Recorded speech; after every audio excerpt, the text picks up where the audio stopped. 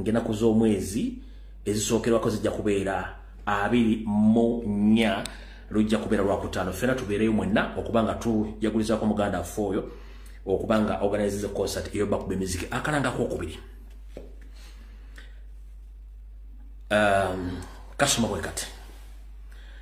The Swiss Noop chapter bakutegeeza nti ejja kubeera okwekalakaasa okuvumirira eddembe okulinyirira eddembe ly'abantu era kujja kubayo okwekalakaasa okulinyirira eddembe ly'abannabyabufuzi saako n'okuba nti tewakyali ddembe ly'abannayuganda bonna mu beegazaanyiza okuba nti boogera ku byobufuzi ng'era bajja kuba bavumirira okuba nti baayisa Museveni ayagala okugjawo akakalu ka poliisi oba akakooti mwera Museveni ayagala kuba nti alinyirira eddembe ly'abantu okuba nga alitaddeko gambutusi okuba nti bavumirira ekikolwa ekyokuba nti batandise okutondawo obubinja bw'abatemu butandika okutulugumbula bannayuganda mu by'okulonda saako okutiisatiisa kwa mutabani we Dele Drinking General okuba nti buli lunaku lwavaayo okukola ebigambo bino ku mutimbagano ageza kutiisatiisa abantu saako n'okuvumirira ekikola kya Uganda okozesa ensimbi z'omuwomusolo okuba nga bavujjirira ekibiina ky'abayeekere ky'Abanyarwanda ekya M23.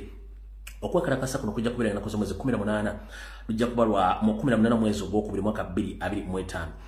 Bajja kwekalakasa bifo bijja kubeera bisatu bweddu.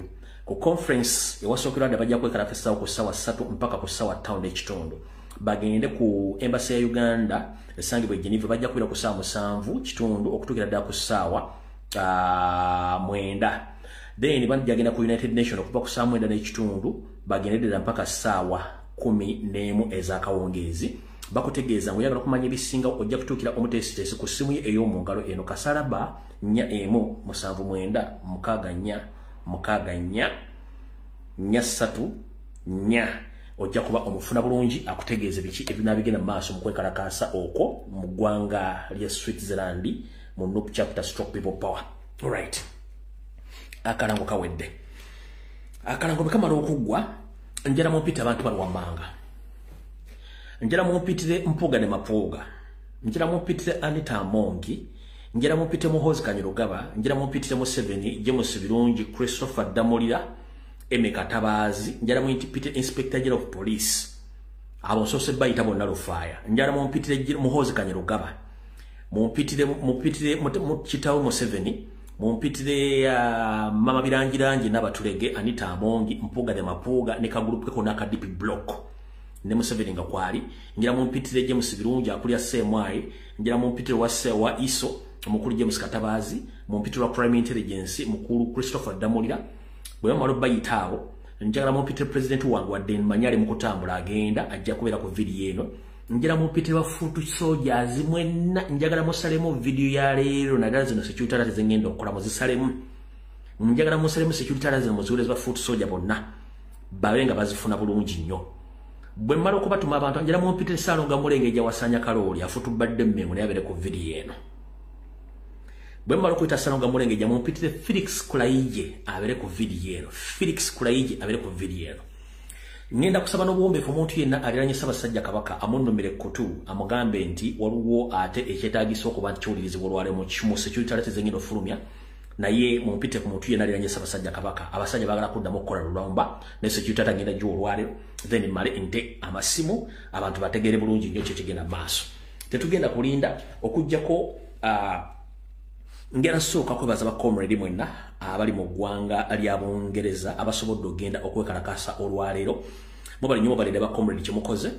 Mbadde nnanga okwekalakaasa kuno kubadde olwaleero. Mwebali nnyo mwenna abasobodde okuba nti mugenzi okwekalakaasa. Simanyi lwaki ate ekifaananyi kiganye bwe kiti naye nga ba comrade mwenna abaddeyo mu kwekalakaasa kw'olwaleero mu ggwanga lya Bungereza. Mwebali nnyo balinde ddala omulimu gwe mukoze. Temujjanga okwo abasobodde okutta obudde bwammwe n'ebiseera okuba nti mbadde mu kwekalakaasa. Mwebali nnyo mubalire ddala mwenna mwebale kukola mulimu ogwo abasobodde okugenda okutwala okwekalakaasa nga mulago butali mumativu eri gavumenti ya Museveni okutulugunya n'okuwamba abantu n'okuggyako abantu embere. Mwenna abaddeyo mbebaza nnyo mwebalidde olw'ensonga nti video nzikutte n'eziteekayo ku page enkadde ya Kajubi 2 ne ARLBS video kweziri abasobodde okuzira mujja ziraba ku YouTube sisobodde ziteekayo olw'obudde obutono. Kale mwenna abakulembeze ba National Platform mu chapter y'Ebungereza mwebale nnyo baleetera kuba nti mukoze omulimu ogwo gw'okwekalakaasa temujja ng'okwo. Alright, tugenda kuyita mu bwangu nnyo ndoza kansooka empisewo obubaka buno then tulyoke tugende ku security alert. Nga bwe nzija mbagamba nti eggwanga Uganda eryokanga netunya tulebesesebwe zenkano emyoyo amawanga mangi gafuze ku ggwanga Uganda naye tubadde tetulozanga ku kufuga kw'abasajja abakamente oba abayonkente wabula tukitegeddekera tukinoonyezezzaako bulungi kati naffe tutegedde kiki buli muntu kyasobola okukola singa bafuze eggwanga eryo tutegeddera tunozezzaako. Twagala okubaza Yoseri ne Banyarwanda banno okutugumya emitima n'okututulugunya n'okusuula eggwanga mu ntata okulifula nti mulifudde kyakuzanyiramu nga mwokutta si kizibu kyammwe nga mulowooza temutambuze tesobola kwerwanako. Eggwanga mulifudde ekintu ekisekererwa nga wetwogerera olwaleero omukyalo ono omukulu Joel Ssenyonyi Loop nga akyalimu atannafuuka Loop yali akulira Kosase yatwalaganya omukyalo ono gwe bayita akuli ekitongole kya Uganda Airlines bamutula kinaga omutalina bitabo bamuteeka obuteesi era nabagamba bwe bamutamugobye eggwanga ligenda gwa mu ntata. Wetwogerera olwaleero ekitongole ekyenyonyi ekya Uganda Airlines mu bbanga lya mwaka gumu n'ekitundu kyakafiirwa obuwumbi 238 mu nkola yakyo ey'emirimu. Omukyalo ono bamutuula ki n'akabinja ka operating Uganda Airlines ng'erinnya bakatufiiriza eggwanga obuwumbi 238 mu nkola yaabwe ey'emirimu. Nabagamba ennyonyi ejja kugwa lumu nga tewali muntu yenna agenda fiira mu nnyonyi agenda kusasulibwa. Ndowooza mwali mulowooza nsaaga simanyi lwaki ekifaananyi kiganya okujja era lwaliro kyekyanze naye kirimba kijja kulaga kifaananyi gw'olimba ojja kulaga kifaananyi gw'olimba ojja kulaga ojja kulaga ndoza mula bulungi post eyo. Oyo mukyala ekitongole kya Uganda Airlines kifiiriddwa omwaka gumu n'ekintu kyakafiirwa obuwumbi 238 mu operation yakyo ekyokukola obuwumbi 238 ze ssente ze bakafiirwa. Ndoza mutegedde bulungi nnyo. Bwe tuvaawo then waliwo omukyalo ono akulira ebyobulamu mu ggwanga Dr. Ruth Acheng. Mujjukira bulungi era nga mukulu Joel Ssenyonyi akyali wa Kosase yagezaako enfunda bbiri ogenda okulambula eddwaliro ly'Ebowa ne bamugaana bamugamba tasobola kukebera ddwaliro lino alina kumala kufuna lukusa n'afuna olukusa era nemugaana. Wabula omukyalo ono Dr. Ruth Acheng mu bubbi bwe avuddeyo n'agamba olwaleero nti Dr. Ruth Acheng asaba akawumbi kamu n'ekitundu ak'ensimbi eza Uganda ogenda okulaba eddwaliro ly'Ebowa lituuse olwaleero kubanga babasuubiza okubanga limalizibwa mu nkomerero y'omwaka guno gwennyini. Kati omukyala Dr. Ruth Acheng agambye nti ayagala akawumbi kamu n'ekitundu ensimbi za Uganda azikozese agende alambule eddwaliro ly'Ebowa. Mukyala Ruth Acheng okuva ku Minister of Health w'otuula okugenda Ebowa n'emmotoka yo n'abantu b'ogenze na 3 mumalawo akawumbi kamu ak'ensimbi za Uganda. Mpozi watuguzaako emmese buli mmese ya bukadde 8 ate mbadde ndirabidde.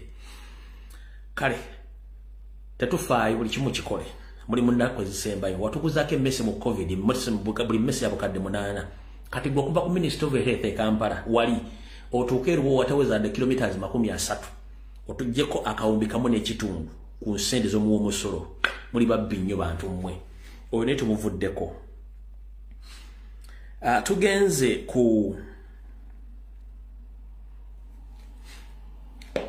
Tugenze ku kakiiko akavunaanyizibwa ku enkola z'emirimu za gavumenti. Olwaleero kabadde kayise Ministry ya Defense ennyonnyole ku biki kabadde kayise Minister of Defense n'ebitongole ebikwasaganya ku byokwerinda mu ggwanga ne kabadde kasubira nti DDG ajja kujjirako wabula DDG tasobodde kujja akakiiko kano ne bakagoba ne bakagakaddeyo bwe kana bakaze kajja kujja ne DDG. wabula Didigi ategezezza ku mitimbagano jenga yakadde ava mu kutamira agambye nti tasobola kugenda mu parliament kusinkana batumba wava wali mu parliament era bakikafu baba bagala gezaako mumanyira ayinza okujja nazinga ko parliament n'ajja ko bona nabakwata omanyi nabagamba nti mwana mujimu ava ku ngozi bamodize essimu ali mu kuwandika ebigambo bitategerekeka kati mukitegedde bulungi nnyo mwana mujimu ava ku ngozi kati awo njagala tuve ku budde tulina butono nnyo katugende ku security alert ziri 3 njagala security alert zine 3 buli omu ginsalire mu gisaasaanye esooka buli gyenjogero olwale mugenda girabako okujja ku nga bagikyusizza ku security alert zine 3 buli kyengenda okwogera mugenda kiraba okujja nga bakikyusizza tusimbudde mwenna ba comrade naddala ba foot soldier abali mu kuziika comrade oba MPA Segirinya Muhammad abagende Masaka okuli Sauda Madada ne banne mwenna mumpuliriza bulungi nnyo ne bana Uganda mwenna era njagala president awulire security alert eno ntegezeddwako ntegeze president ne ba foot soldiers mwenna ne family ya Segirinya kano bakabasaliremu omukyala Anita Amongi Mpuga Juliet Kakande Abedi Bwanika Muhozi Kanyerugaba Museveni bapulaninga okusinkana family ya Segirinya n'abamu ku baali ku mukolo ogwo okulaba otya bwe bayinza okuggula omusango ku kibiina kya National Platform okusingira ddala foot soldier bakulemberwa mu Sauda Madada babavunaane omusango gw'okukuba n'okulemesa omugenzi oba omulambo gw'omugenzi okugutwala mu kisaawe omusango guno baagala family member wa Segirinya oba omu ku mikwano gya Segirinya be mwalabako baabuze ebibuuzo agenda ayambeko abantu bemmenye baggulewo omusango guno bamala okuguggulawo ku biragiro bya Didigi ne Museveni bagenda kulagira foot soldier bonna abasinga obungi abaali ku mukolo ogwo bakwatibwe batwalibwe mu court martial bavunaanibwe omusango ogw'okusangibwa n'ebyambalo by'amagye ebyagaanibwa era essaawa zimulindirire nti bwe muwulira nti bafoot soldier baguddeko omusango nenga Didigi anoonya family member one of the family members oba relative asobola okuyimirira ku lwa government agende bamuwe security ayimirire bamukozesenga omuwabi w'omusango baguggule ku foot soldiers n'ekibiina kya National Platform batandika okunoonya foot soldier omu bayinza okukozesa omu ku bafamily member okusingira ddala abawala abo oba oli omuvubuka gwe bayita Kasagga if I'm not mistaken Kasagga oba n'omuntu omulala okuggula omusango ku foot soldier ninga baagala mmene kwata Sauda Madada ne ba comrade abala ba foot soldier abaali mu lutalo lw'okulemesa omulambo ogutwala eri baagala baggula ku musango nga bakozesa family member wa Segirinya oba relative yenna bamala omuggulako omusango fairo bagiwanvu batandika okukwata ba comrade bonna babateeke munda kati kino bakyagala kubanga babaswazizza nnyo naye bwe mba mwagala okukakasa kye mbagambye nti kino kigenda ku happeninga Didigi ku mutimbagano nga yakadde okumala okunywa Naira agambye bw'ati I gave permission from today for all security agents to arrest on the spot any noob or other opposition group wearing anything resembling a military uniform and those who do not respect the order. I have their own problems.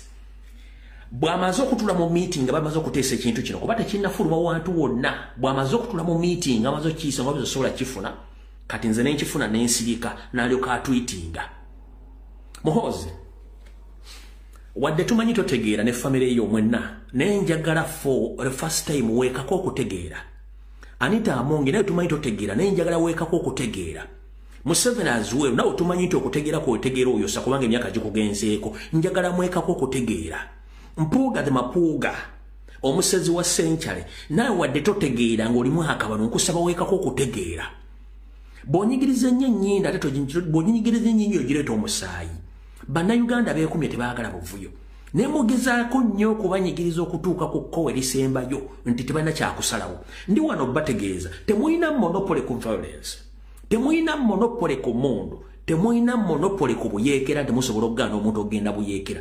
The only option abantu gye basigazizaayo is to keep law and order era kye bagezaako okukola. Naye omugaana okwekako okutegeera nga buli kimwagala kikozesa force okusiba abantu nga mubasibanga ate mukozesa obukyamu. Mujja kuleeta akatyabagakanago mu ggwanga eyo. Ebisigadde mujja bikwatisaako emikono ebiri. Nkusaba muhoozi wadde otamidde weekako okutegeera wadde tutegeera. Azuwero ne kitawo mugambe Anita Amongi Mpuuga family ya Segirinya mwekako okutegeera de temutegeera olw'olumu. Temulina monopole ku violence, temulina monopole ku mundu.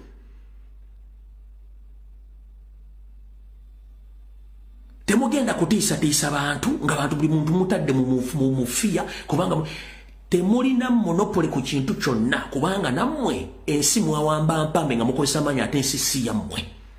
Ekyo kibagambye security esooka bakomredi mwebereremu nkibagambye kubanga nzi nali nafunye dda sources ku macha onagenza okujja okutamirira ku Twitter ng'oera information nagifunye. Anita Amongi mwali, Muhoozi mwali, Mpuuga mwali, Juliet Kakande mwali, ne Museveni kennyini ne Ssemwai ne Iso. Banoonya muntu mu family ya Segirinya oba omu ku bantu babaliretedde ku Segirinya mikwano gye bayimirire bawe protection bagule omusango fere bagisanctioning batandika okunoonya ba foot soldiers mwenna abali ku mukolo ogwo babakwate baguleko emisango gy'obutujju babatwale mu court martial. Ekyo security alert esooka mu recording mu gite tugenze ku yokubiri.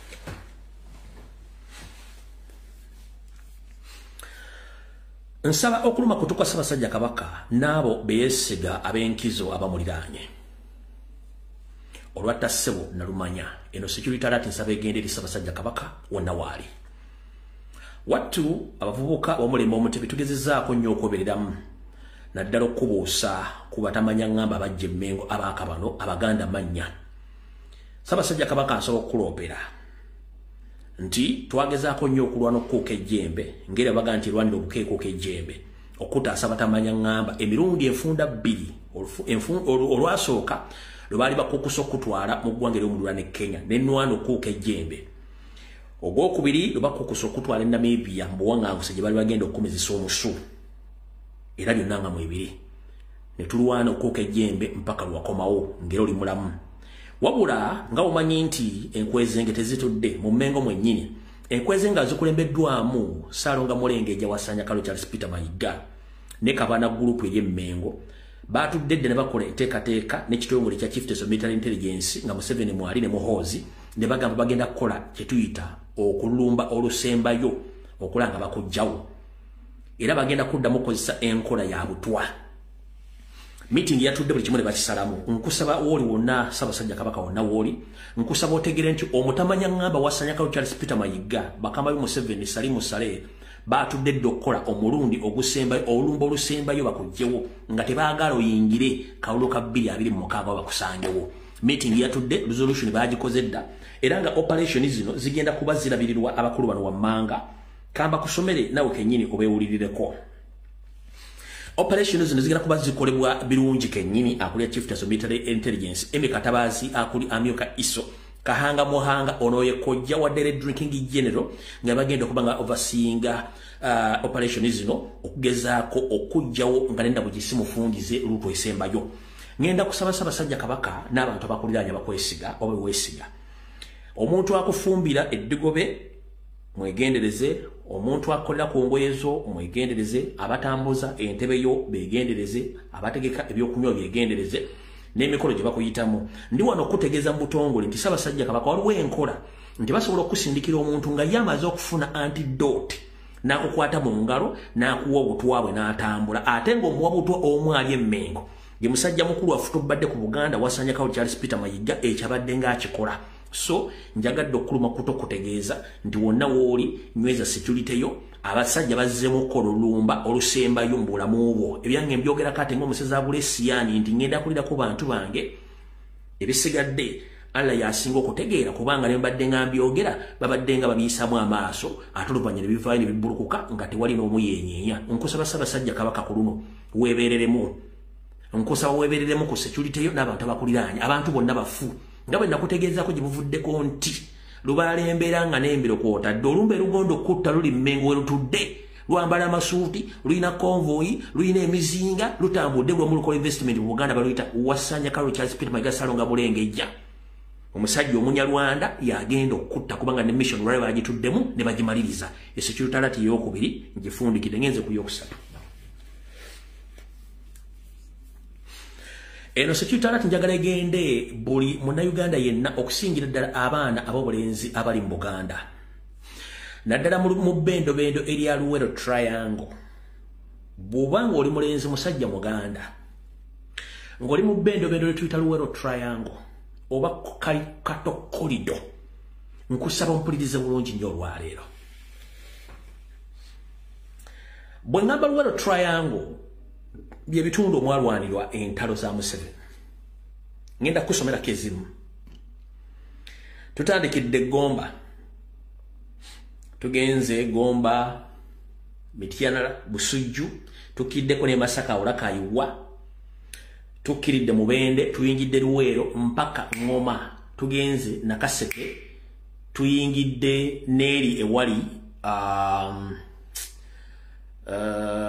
Nakasongola, mu bitundu byonna. Bw'obanga oli muvubuka Muganda nga tonna wayira oba nga wayira dda ng'oyagala mukyala wakubiri, bw'oba tonna wayira kubayita okuwasa oba ng'oyagala mukyala wakubiri, wuliriza bulungi nnyo buno obubaka njala bugenda eri mmwe. Museveni ne ttiimu ye ey'Abanyarwanda munnange batufuukira ekyambika. We twogerera essaawa zino enteekateeka endala ey'okubba ettaka ly'Abaganda yiino wano wammanga. Bayingiza abaana ab'obuwala Abanyarwanda bateekeddwa mu bitundu by'ensomye. Abaana bano ab'obuwala Abanyarwanda baliko ne babulooka naye nga bali ba state agent. Batambula banoonya muvubuka yenna avubuseemu alina ekibanja oba alina ettaka. Kasita kakutanda ne bakusanga toyina mukazi nga bagammanyi nti munnange okubeera omusi kirungi, ffe tulina omukazi tusobola okuwa omukazi. Ngwabuuza mitendera ki nga baga nti ffe tukuleetera omukazi n'otuwa emitwalo 25 oba kakadde, n'oba toyina basobola okukuwola omukazi. Abawala gye bali era abasapulayinga. Kati golo okuba amaddu mulina mangi nnyo, musajja wattu ng'oyagala okujja ekiwojjolo ng'okkiriza nga bakuleetera omukazi ng'owasa. Nga bwe nkoze bwe nti sigenda byogera wete ebbanga mpawe kaaga ng'omukazi aliggwako. Omukazi olufuna eggwako n'azaala gwe kennyini. Omukazi bw'atagamba nti akwawukanyeeko ayagala mugabana ebintu ng'ettaka batwala. Kino kitambudde mu bitundu by'ensomero, abavubuka bangi nnyo basiddwa, abakazi ne batwala ettaka. Kati mission eriwo y'abawala Abanyarwanda bayiddwa bitundu ebyo kubanga batwala ettaka ly'abavubuka Abaganda. Tebagabira muntu mupangisa nkiddamu. Teri mukazi Munyarwanda gobowa muvubuka ng'apangisa.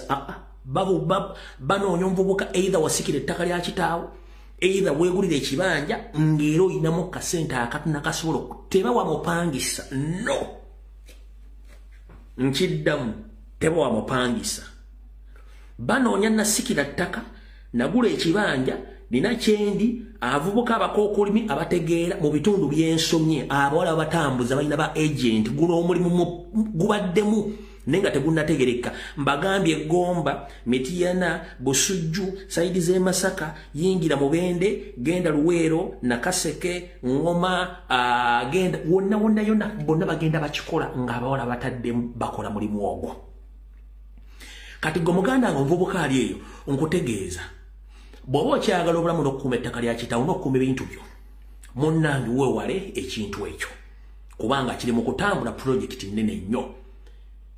Anaaba takitegedde gw'omanyi ffe ogwaffe gwakwogera ogwammwe gwakuwuliriza. Bw'oluma towulidde tekinkwatako, nze ogwange nkugambye pulojekiti nnene nnyo etambudde mu Buganda. Omuzalamu omwana olumala omuzalamu omwana nga gatwawukanye tugababe n'ebintu bwe baki ng'olina emputtu nnyingi gwe ng'ofa nga batwala ttaka kubanga emishoni yaabwe. Nze mukitegedde bulungi nnyo, nammwe n'abavubuka abali mu Buganda mbategeezezza. Kino tekikwata ku bali mu Katokoli mu Buganda wonna kubanga kitambula era bakimanyi. Abaana Abanyarwanda bayitiridde mu Buganda bangi. Abaffe babalemesa bagenze kuba byeyo musigadde nga temulina kye mulina. Y'ensonga lwaki mulaba singa okweyambula ku social media kati n'obwana airplay bonna baakabano. Ye security alert yokusatu gye mbadde nnobbawa erayo ngimaze. Abaategedde tegeera, atannategeera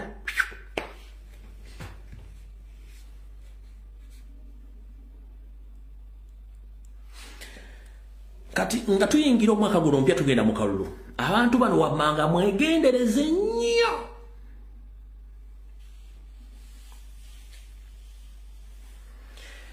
Nga tuyingira mu mwaka guno mpya twakaguyingira. Abantu bano wammanga mwegendereze nnyo. Asooka jjajjaffe ow'Isiraamu omulangira Kasimu Nakibinge, Edward Katumba Wamala, jjajjaffe omutaka Engineer Anani Nakirembe Kawaliggo, Haji Lubyayi Kisiki, Vice President Northern Uganda Dr. Runa Zedriga, Joel Senyonyi, Theodore Sechikubo, Sheki Kiti, Father Chibi, mwegendereze nnyo mu ndya yammwe, entambula yammwe na buli kimu kye mukola kubanga babatambulirako amannya ngamenye. Mwegendereze nnyo.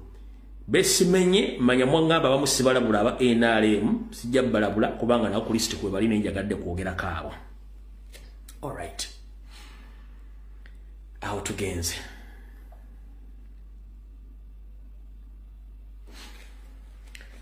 Kati kampisewo ebigambo bino biri bisatu binane mu video ono.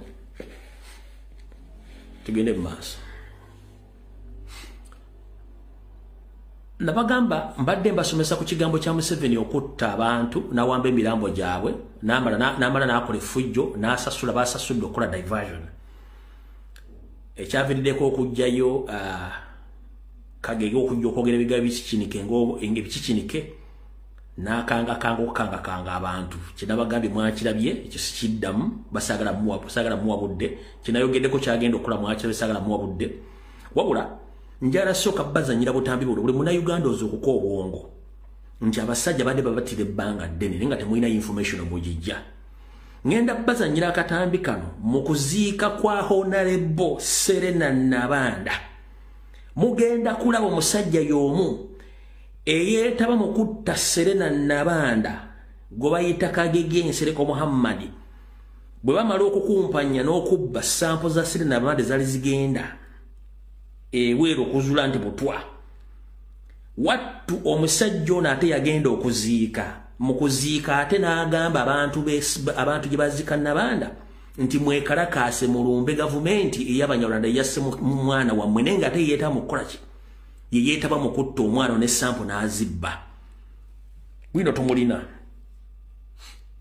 Mukana akatambi eyali atutte obaka bwa Museveni mu kuziika yali prime minister yali prime minister okumeka Moses Ali bamuyuliza amabogo message y'amabogo yali asinze okuvuga Museveni ne bagiyuza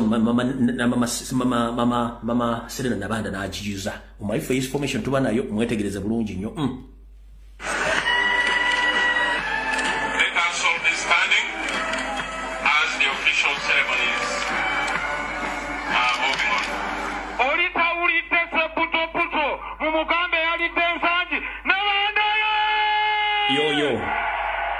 I have come here to represent the President Museveni.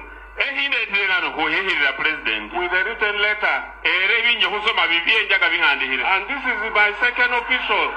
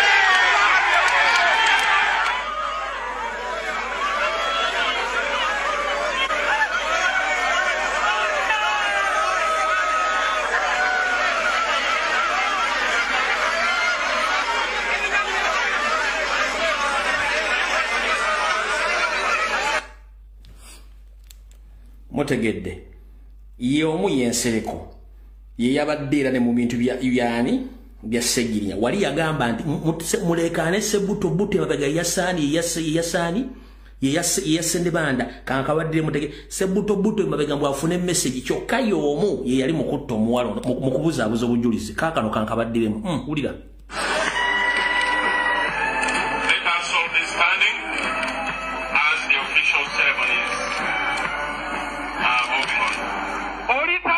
Uyo. Mumugambe yali densanji nabandaye. Well, I have come here to represent the President 7. With a written letter. And this is my second epistle.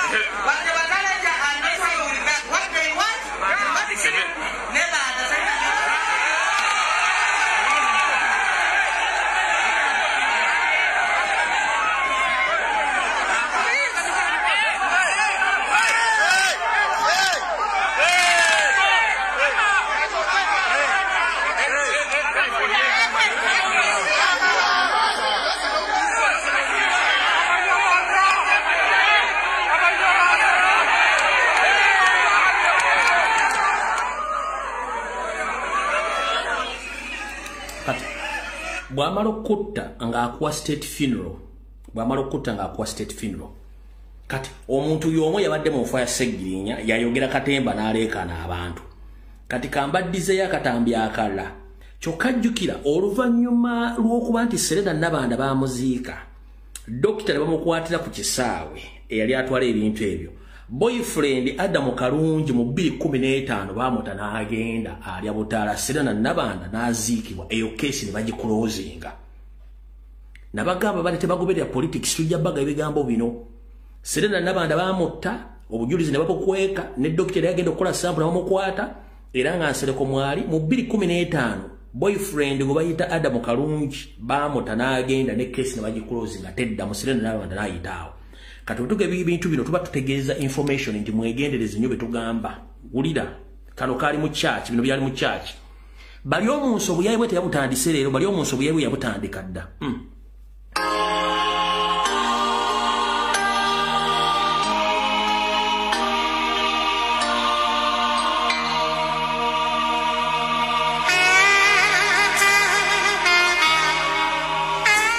yokusabira omwoyo gw'omugenzi yabadombako omukyalo wa disitulikiti Butaleji okubadde ku Yesu Kabaka wano mu Kampala kubadde makusyankalano omu ku basaba abakola emirimu k'ekibe gy'omulamu gwa Serena ne banda nga ye Dr. Chris Balyomunsi era nga yembako wa System Parliament wasinategeezanga omu ku basawo abadde yatwala ebitundu by'omugenzi okukibijibwa bw'akodde ku kisabo ky'ennyentebe ng'ateekateeka okugenda e South Africa. Unfortunately this morning I got the disturbing information that the doctor who was flying to South Africa was intercepted and arrested at the airport.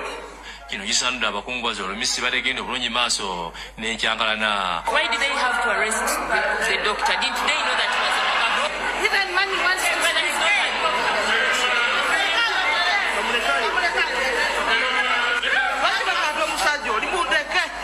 wona nyina omugenzi asituse mu busungu n'abako byayogera n'ategeeza nga wali mu bulumi obwekitalo n'asaba omuduumizi wa poliisi Omulangira General Kale Kayihura abetondere olw'ebikaba bye yayogera.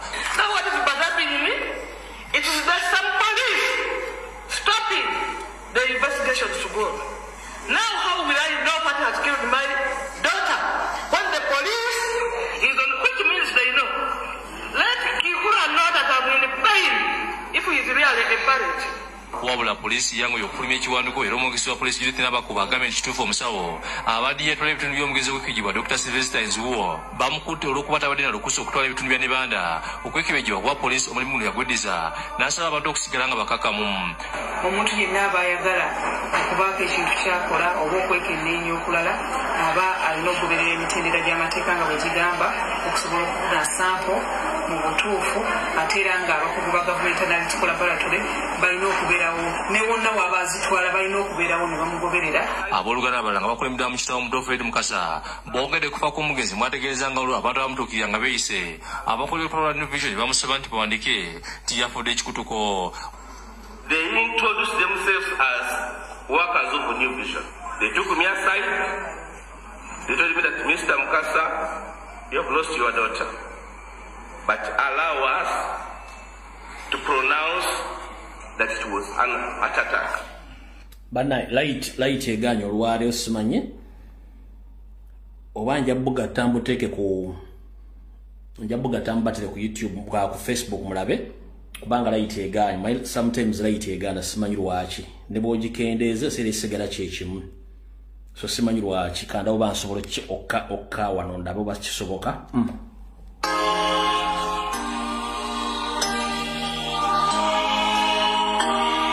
sere sigala kyekimu.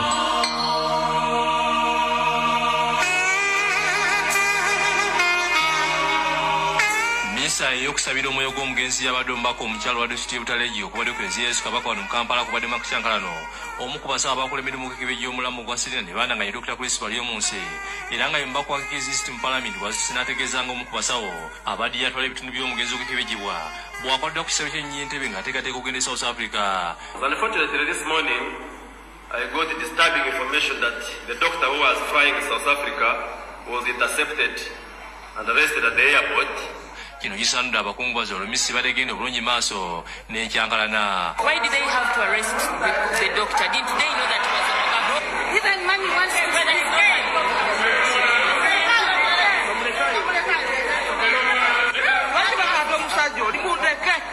Wona nyina omugenzi asituse mu busungu n'abakubi yayogera n'ategeeza nga wali mu bulumi obw'ekitalo n'asaba omuduumizi wa poliisi Lutenanti General Kale Kayihura abeetondere olw'ebikaba bye yayogera. It is that some police stopping the investigations to go. Now how will I know what has killed my daughter when the police is on which means they know? Let Kihura know that I'm in pain if he is really a parent. Wabula poliisi yangu y'okufulumya ekiwandiiko era omwogezi wa poliisi Judith Nabakuba agambye nti kituufu omusawo abadde yatwala ebitundu by'omugenzi ogw'ekibijibwa Dr. Sylvester Nzuwo bamukutte olw'okuba tabadde na lukusa okutwala ebitundu bya Nebanda okw'ekibijibwa kwa poliisi omulimu guno yaguddiza n'asaba abantu okusigala nga bakakamu. Omuntu yenna aba ayagala okubaako ekintu kyakola oba okwekenneenya okulala aba alina okugoberera emitendera gy'amateeka nga bwe gigamba okusobola okufuna sampo mu butuufu ate era nga abakugu ba gavumenti analytical laboratory balina okubeerawo ne wonna waaba azitwala balina okubeerawo ne bamugoberera. Abooluganda abalala nga bakulembedwa mu kitabo Muto Fred Mukasa boogedde kufa kw'omugenzi mwategeeza nga olwo abantu abamutuukirira nga beeyise abakola olukalala New Vision bamusaba nti bawandike nti yafudde ekikutuko. They introduced themselves as workers of New Vision. They took me aside. They told me that Mr. Mukasa, you have lost your daughter, but allow us to pronounce that it was an attack.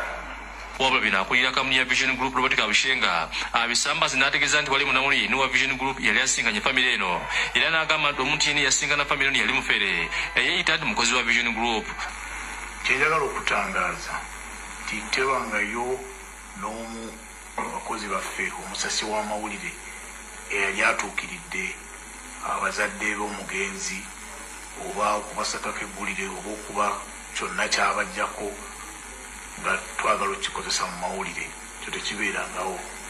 Kyemmanyiiko kyokka nti omu ku bakozi baffe abalinako oluganda yagendayo ng'omu ku bakungubazi era bayinza okuba nga oba baabaako bye boogera naye yaliyo nga mukungubazi teyaliyo nga omu ku bannamawulire. Ffe nga kampuni etwala amawulire gonna amutwala. Kati saagala bamalira budde olw'okuba nti bakoma masimu nabasomesa ekigambo kye bayita organized crime ne organized criminals. Organized criminals be baziba emisango ababbi abatemu naye nga beteefuteefu beteekateeka bulungi nnyo. kati ba organized crime je misango ejidizibwa obumenyi amateeka obudizibwa nga buteeketeeke kati mu Uganda tulina ba organized criminals bakulwa mu 7 mpaka kwero C1 buli structure ba organized criminals mwebali tulina organized crime emisango ejidizibwa nga giteeketeeke bulungi nga ne buno okuba esimu wantu wonna kisigala kyekimu waliwo emisango mingi ezijiziddwa ku bannayuganda omulina okuttibwa ng'emisango gino giganya okugguka buli muntu agezaako kunoonyereza ku nfa ya muntu we ogenda otuuka mu ofisi wandituuse nga baga tekikyasoboka fayire ekoma wano ogenda okuddayo ku poliisi baga fayire ekoma wano ogenda okuddayo mu muwabi wa poliisi nga fayire ekoma wano ogenda kwera suwano nga fayire ekomaawo ogenda kuyakuzizaako omusango nga tegwe olina omwetonda fayire ng'ekomaawo bwe bityo biri mu Uganda bino ebintu bwe tutaabikomye buli muntu ojja kukomba ku buka bw'okumenya amateeka mu Uganda so kati Uganda badde batanga abantu Museveni n'akola ebintu bye kati weewunye oyo Judith Nabako yali agala police Kayihura yali mu bintu ebyo yali akola mu New Vision Sazo nga yaji kulya kabushenga kati wali osuubira ki njakirize kati tubategeeza nti abantu bangi bassa abantu lwakuba ntukuba exposinga naye mujja kitegeera singa buli kimu kinatuuka ku family nga tutegedde mujja tegeera obulumi abantu bayitamu abantu abamu basirise ate bino tebifunda obujulizi tubulina Museveni we still have the evidence from day one since 1986 you have been masquerading that you came to rescue Ugandans, but in other ways you came to eliminate indigenous Ugandans as you have been doing all along. Mukulietinza of forces ez'amaanyi okujja okuttanga abantu. Njagala ombuulireyo omuntu omu mu Uganda yagenda n'agamba nti ekanungu gye battira abantu wakibetere mwali mu Uganda we.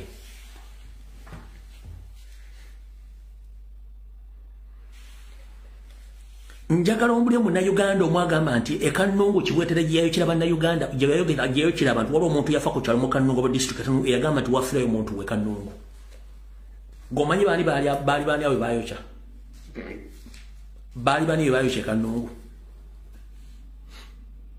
gomanyi abakola operation Wembule mu Kampala mukono wa Kiso abantu babattanga batya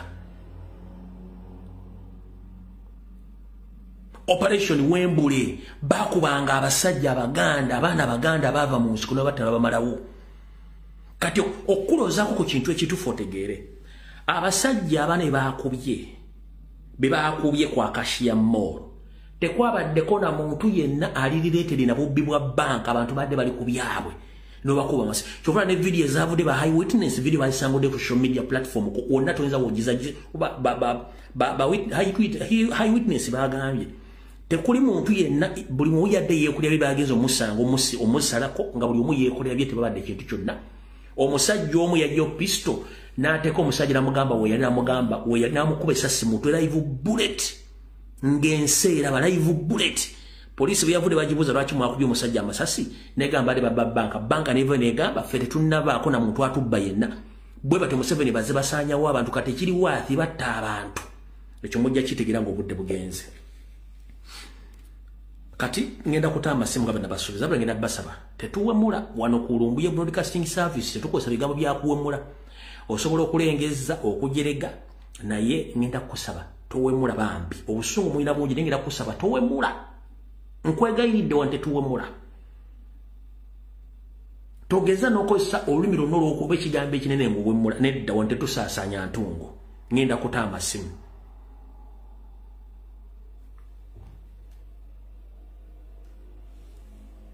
esimu nzitadde okuba ku strict WhatsApp kwokka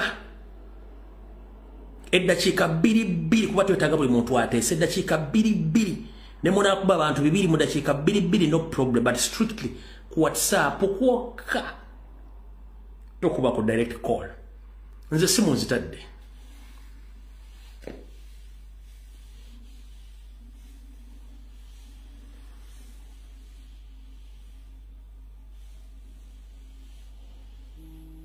asooka wuno sebo hello sebo Nkulansiza teacher. Nkale sebo nawe gye baleko. Sebo. Nze kumbera kati genda mu Uganda mu ggwanga lyaffe. Na buli ekigenda mu maaso. ekintu ekitubonyabonya ffenna bannayuganda n'eggwanga lyaffe twaliza wamu be Banyarwanda. Ekyo tekiriko kubuuza, tekiriko nakubaganyako birowoozo. Abanyarwanda kyekizibu kyaffe era bwe babonyabonya Uganda.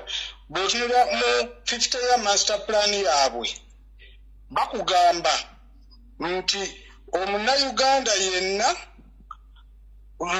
ba centrals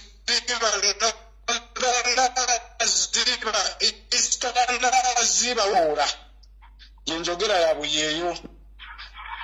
Tulina okubolebwa, tulina twagala, tulina kuttibwa, tulina kusibibwa, tulina kuwangwangusibwa. Ezo za agenda zaabwe ze bawandiika mu 50-year master plan, era n'okugibwako amataka gaffe n'ebintu byaffe byonna bitujjako tubeere nga tukolera bo. So omuntu yenna ali eyo ng'abikkirira eggwanga ly'Omunyarwanda nti simwe twabazaalamu, my friend, Omunyarwanda kirooto kya ntiisa mu ggwanga lyaffe, era Uganda okutereera ng'Omunyarwanda amaze ofuluma Uganda eyo. Tetugenda kutereera mu Uganda nga tukyalina Abanyarwanda mu ggwanga lyaffe. Ebyo byange tica. Toyanzanya Sebo. Hello teacher. Waji Sebo. I'm Peter Faruku, Sizidwe Nairobi. Sebo. Walikuwa wanakusomesa. Kale sana wewe. Singeongee kwa Kiswahili.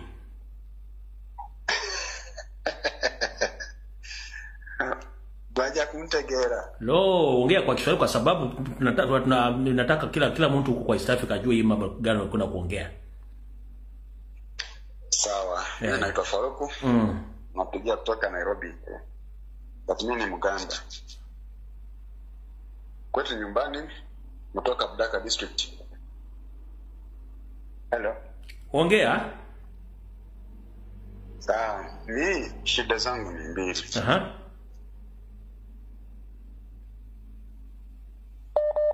Ya kwanza. Huyu mzee. Mzee gani? Huyu Museveni. Mzee dictator Museveni. Usiogope huyo, saa yote anaondoka huyo, amezeika.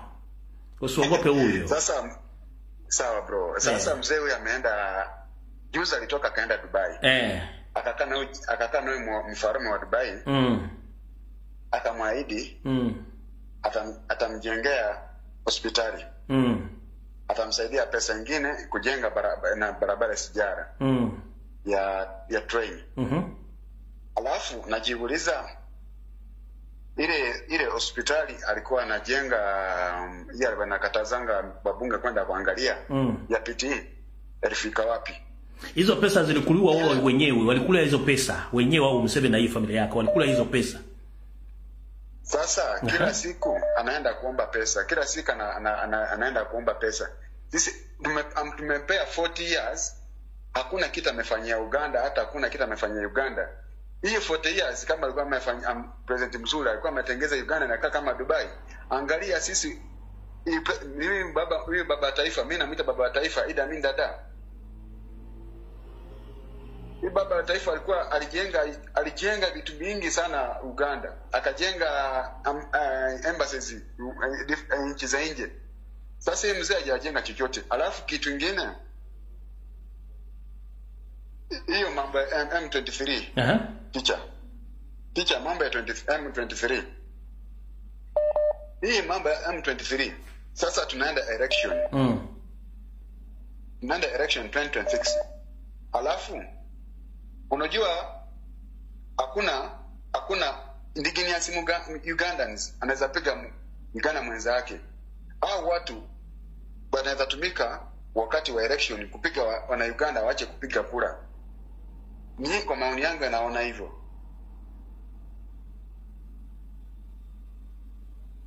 Lakini usiogope. Mungu anajua vizuri. Siku za Museveni zimeisha. Teacher. Tumeumia sana. Acha nikwambie teacher. Mimi niko huku Nairobi, sisi tunatusiwa huku. Wanatuambia nyinyi Museveni amechukulia nchi yenu kama nyumba yake, kama boma yake. Nani wao wanakuwa ngoja kwako namna hivyo? Wabatu na Tusi hakuna, sina redio hapa, ni manajirani tu. Si ndio nao wako na huyo Ruto na Museveni. Ruto ni mtoto wa Museveni. Unajua vizuri. Babatu na Tusi wao huku vibaya sana.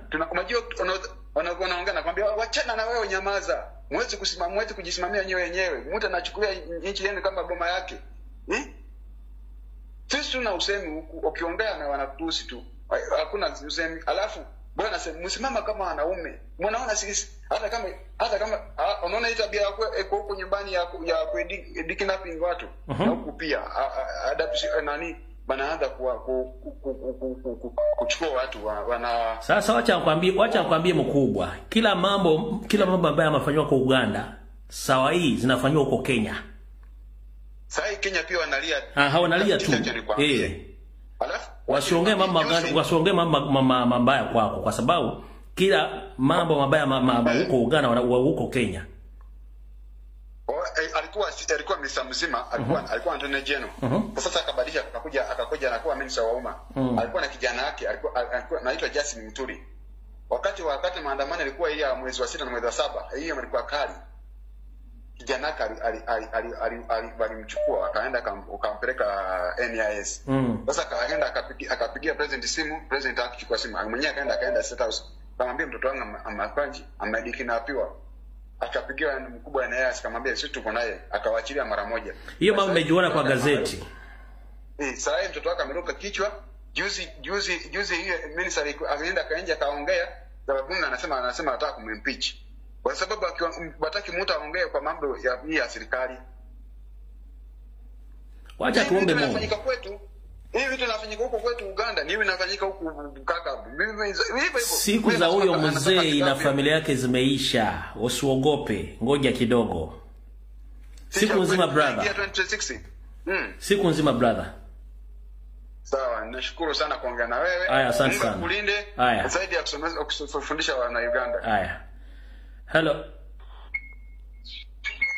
Sebo. Kale mukuru nawe je bali kusema. Leo waliwo ebintu ebireekana.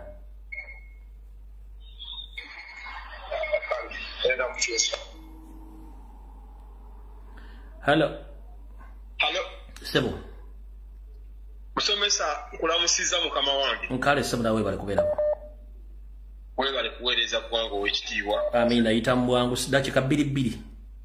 Naye nze bigambo byange bigenda kubeera bitono nnyo nga bisindika ewoyo omusajja gwe bayita Mpuuga.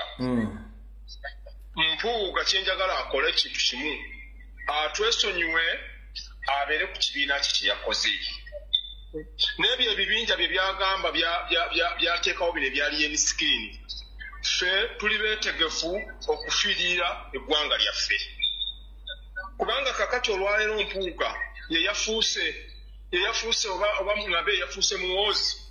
Naye bambi nze ndaba nga political career yaweddewo. N'olwekyo nze nsaba Mpuuga. Olaba abantu b'e Masaka bennyini bamweganye. Bwe yateeseteese obutebe ne bubeera nga bwereere. Najja n'akola statement ezitategeereka omusajja omukulu. Nze neewuunya n'okwewuunya okusigala nga bakyagamba nti nno wakitiibwa. Nze Mpuuga sikyamulaba nga wakitiibwa. Waliwo program gye ndabye nga bamutuumye edda erinnya noti Mpuuga bati mpunu. Noti Mpuuga mpunu. So kakati ebintu ebyo yakola yakakanye fe yesonyiwe ye NUP abeere mu movement ye. Waba mugezi agenda yambala omujozi ogwa yero. Fete tugenda mulumbagana. N'oyo Gashumba, n'oyo Kagege. Atenze nze ndabula Kagege. Fe omuntu we naale mu bwafu tugenda kumulumba era tetujja kumuziika. Kakati bwe tuba tufiiriddwa owaffe nabo batuleke. Mpuuga yavadda mu kibiina kyaffe n'akwata ekkubo n'agenda.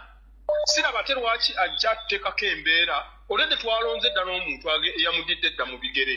Nze oba ndike wa Mpuuga, Kagege ne Gashumba batwesonyiwe babeere ku NRM yaabwe kubanga ye bakwatako. Fete tubalumbagana. Naye buli kaseera ne balumba pulezidenti waffe. Buli kaseera ne babeera nga balumba pulezidenti waffe. Naye nze ticha kankusiibule. Kale sebo balagisa. Kankusiibule owekitiibwa. Kale. Hello. Sebo. okuba essimu ate oyagala okosebo. Yeebale ko muganda. Kale sebo nawe gyebale ko sebo. Awo biwogana. Yita mbwangu tugende kubanga era kisigala waliwo eko. Oba oyina essimu gyolabirako endala eyisaamu eko.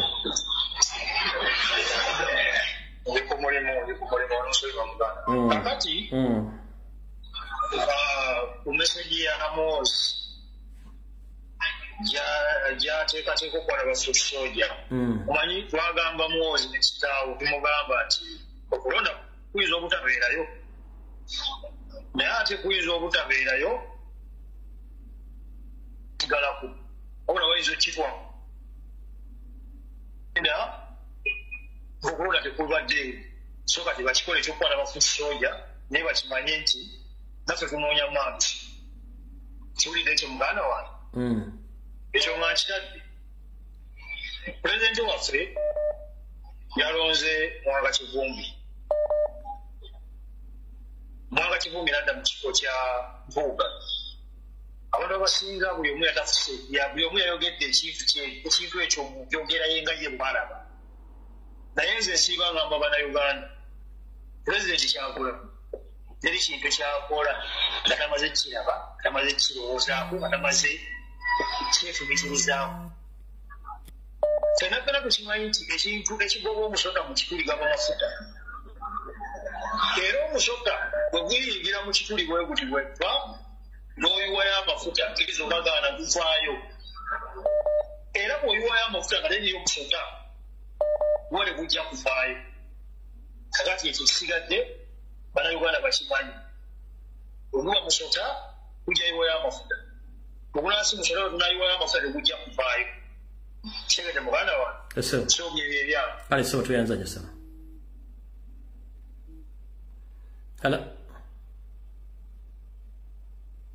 hello yes muganda wange jebale ko sebo nawe jebale kale sebo yes so tuli ku nsonga za ggwanga yita mu bwangu sebe dakika olina 2 genda maaso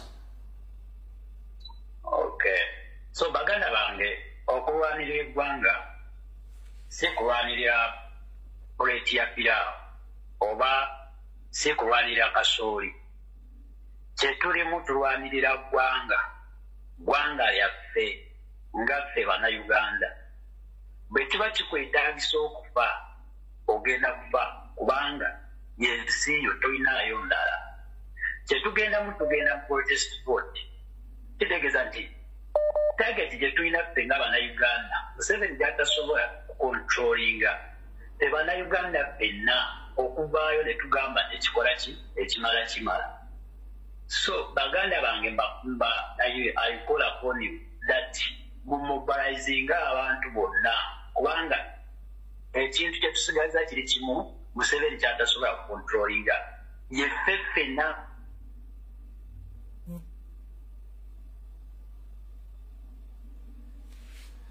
kana network ekudduseeko hello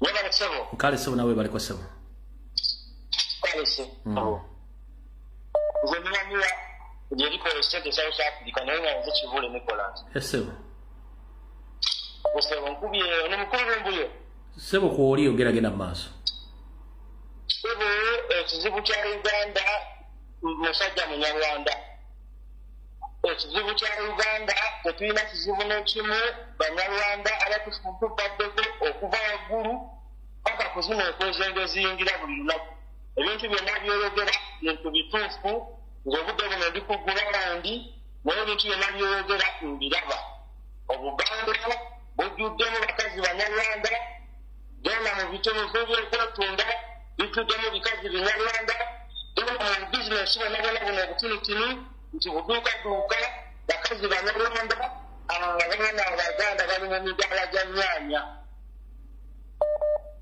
okitegedde bulungi ssebo ensi yaffe ekale tuvuddeko yemu kugamba nti munyarwanda yakutawaanya ne tugambyako obuzaabuza mbu ate gundi abasajja balina hidden agenda omuntu ne bwe yandibadde munyankole teyandibadde bwati teyandibadde na fitina bweti amasomero ga indigenous olwaleero nze badde maze emyaka mingi wasiri mu ggwanga lino kuse ku masomero ge twasomera amasomero agali abalala indigenous people bonna byaffe basatotadde obusomero everywhere buli mulungu kyabusomero buli mulungu kyakasomero buli mulungu kyakasomero ogenda okulaba basajja banyarwanda yenaabona bulungi stoka banakwakwakalo sente ebintu byonna omusajja ono byayogera people you must take it very serious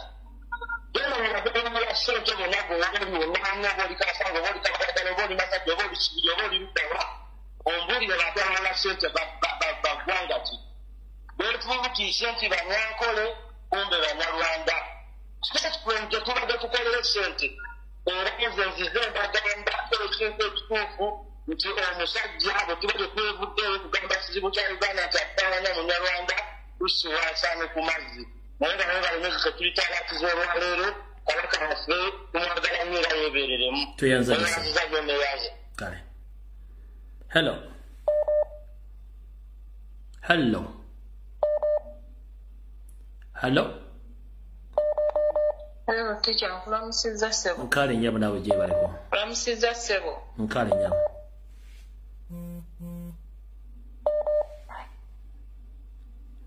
ale ssebo kati teacher nze ow'ekitiibwa Kabeja okusinziira wano e Saudi America nnyabo teacher nze njagala okugamba abantu b'e Masaka mwenna ti Mpuuga ekintu kye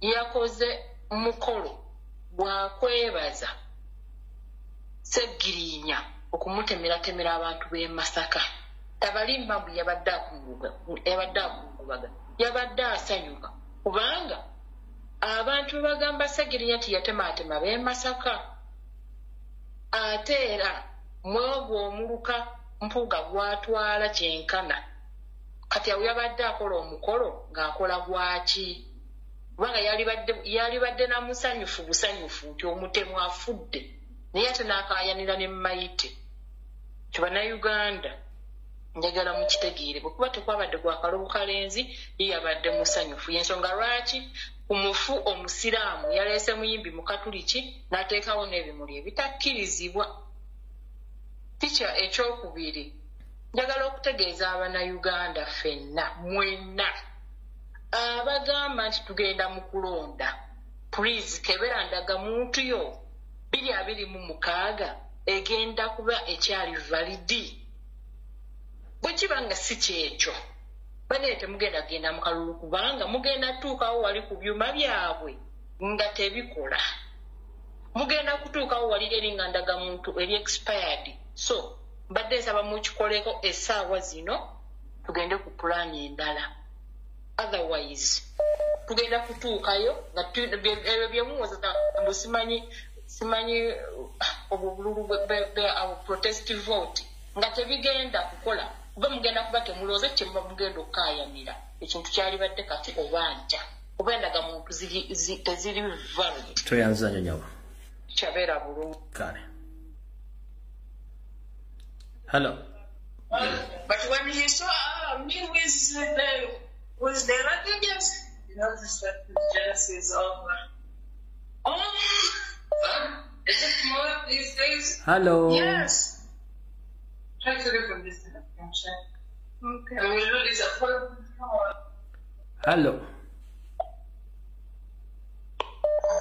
Teacher Freddy Rumbi nkulamusiza kwa sebo. Nkale sebo nawe gye baliko sebo.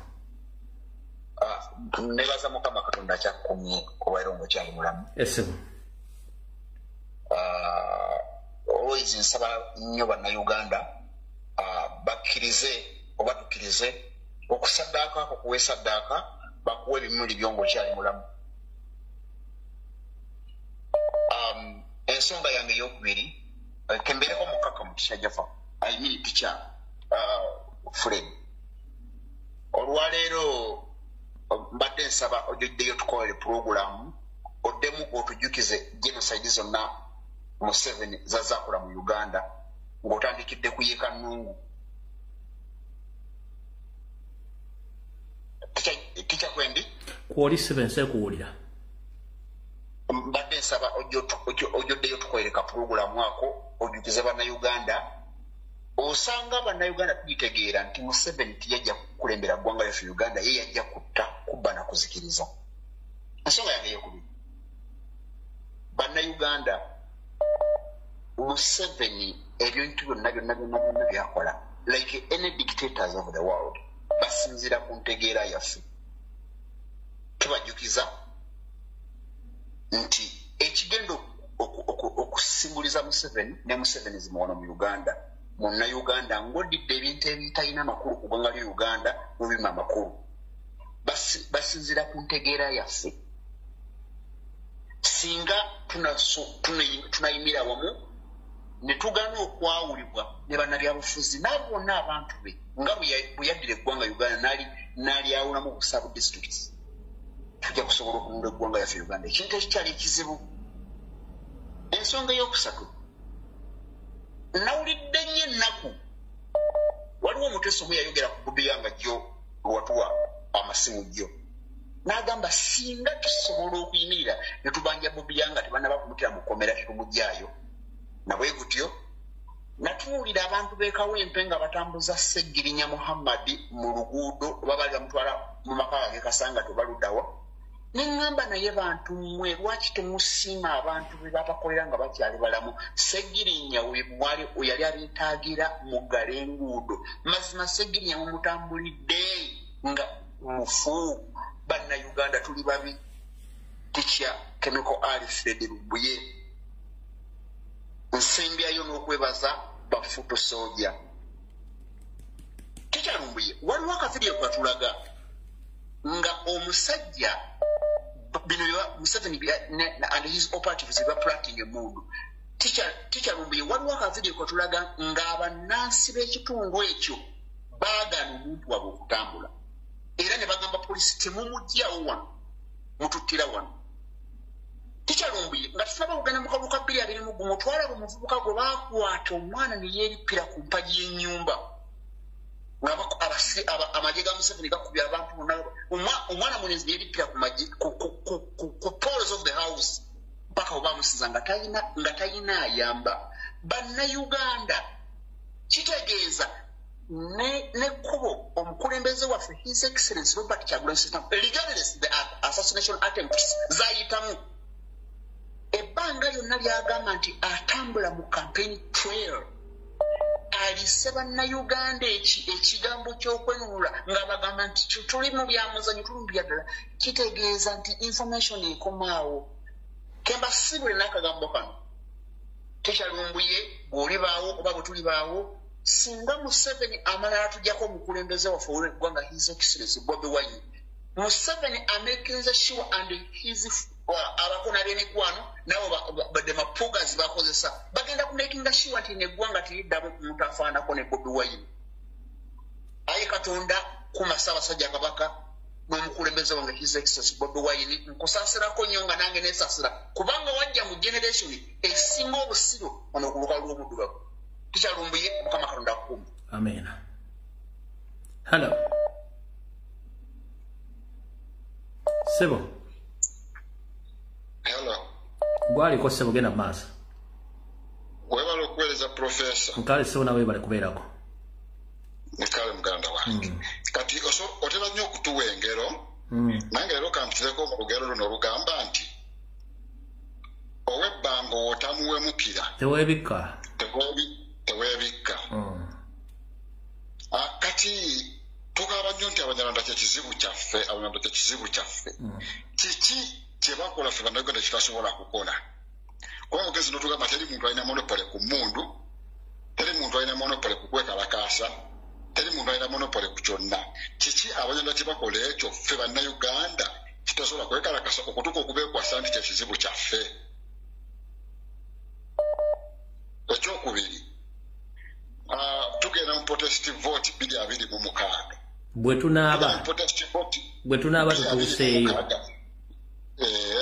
Tukikkiriza nti Museveni yawangula 2021 nga tukyagala abantu baffe be yawamba mu kalulu ka 2021. Bannayuganda tukkiriza Museveni atwale mu kalulu 2026 nga tukyalina abantu baffe abakyali mu makomero akalulu ka 2021. bannayuganda tuleke kwekwasa bintu bitaliimu mbasaba bannayuganda tukole buli kimu ekisoboka era nga buganda nti bonna batutuuseyo tuleme kutuuka mu kalulu 2026 webala okuweereza Profesa kumira Ssaabasajja Kabaka Wangaale. Amen. Hello.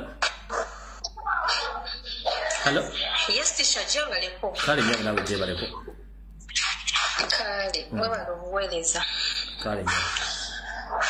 Tisha ensonga yange ejja kuba ntono nnyo njoke nve wano.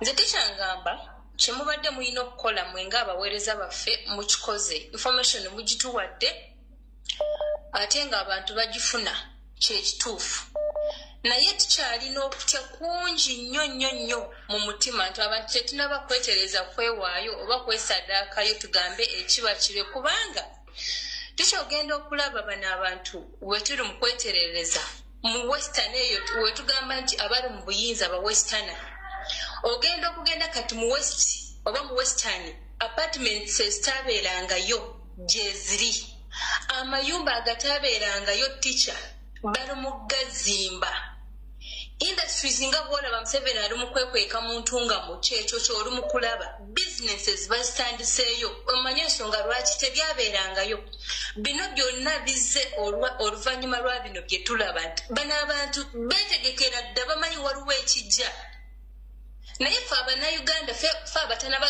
kuvaamu okutya tugambe this is enough tubafubutule bagende mu western when all has been done ne mu western tugende tubafubutuleyo kubanga tukimanyi era abanyarwanda mwebali nga bagenda kwekweka mu western abazze nga batugumbula abantu naye nga singa kiba kiwedde nti neeri kiba kisobola okubalumbayo tugambe anoone yazimba wano eno ennyumba efaanana bweti oba olyawo nabo tubagobe naye nze ngamba singa abannayuganda ffenna tuvaamu okutiitiira ne twewaayo ne tugamba bannanga ekiggwa kigwe kubanga strategies muzituwadde ate ng'olaba by'omu strategy gyavaayo n'aleeta wano esobola otuyisaawo but I don't know what's wrong with Ugandans nga nange mwendi so nze bannayuganda mbakuutira abantu be tutya bo baatutya dda era bayetegekera dda tuveemu akatengo abantu bano tubalumbe bajja kudduka awasigadde musule bulungi kale tweyanza nnyo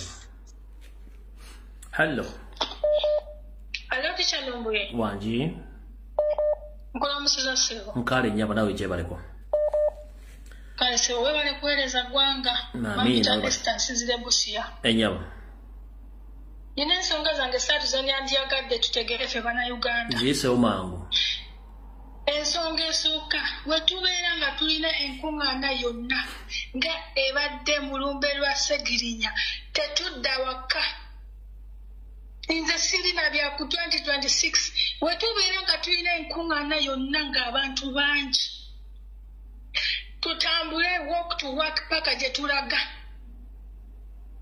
wetubeera abangi abasajja bwe tebagenda tusobola era tebagenda kukola kitona kubanga amaaso gonna gali ku Uganda and they are not going to intimidate any Ugandan at this moment of time. Bya 2026 teri byakutuukayo. Ensonga yange yokubiri, nyinyi watu wa Busia mumeona mwaka wenu wa NRM vile ameongea kwa maiti ya Segirinya na mnajua vizuri what happened in Kenya. Mko kwa boda.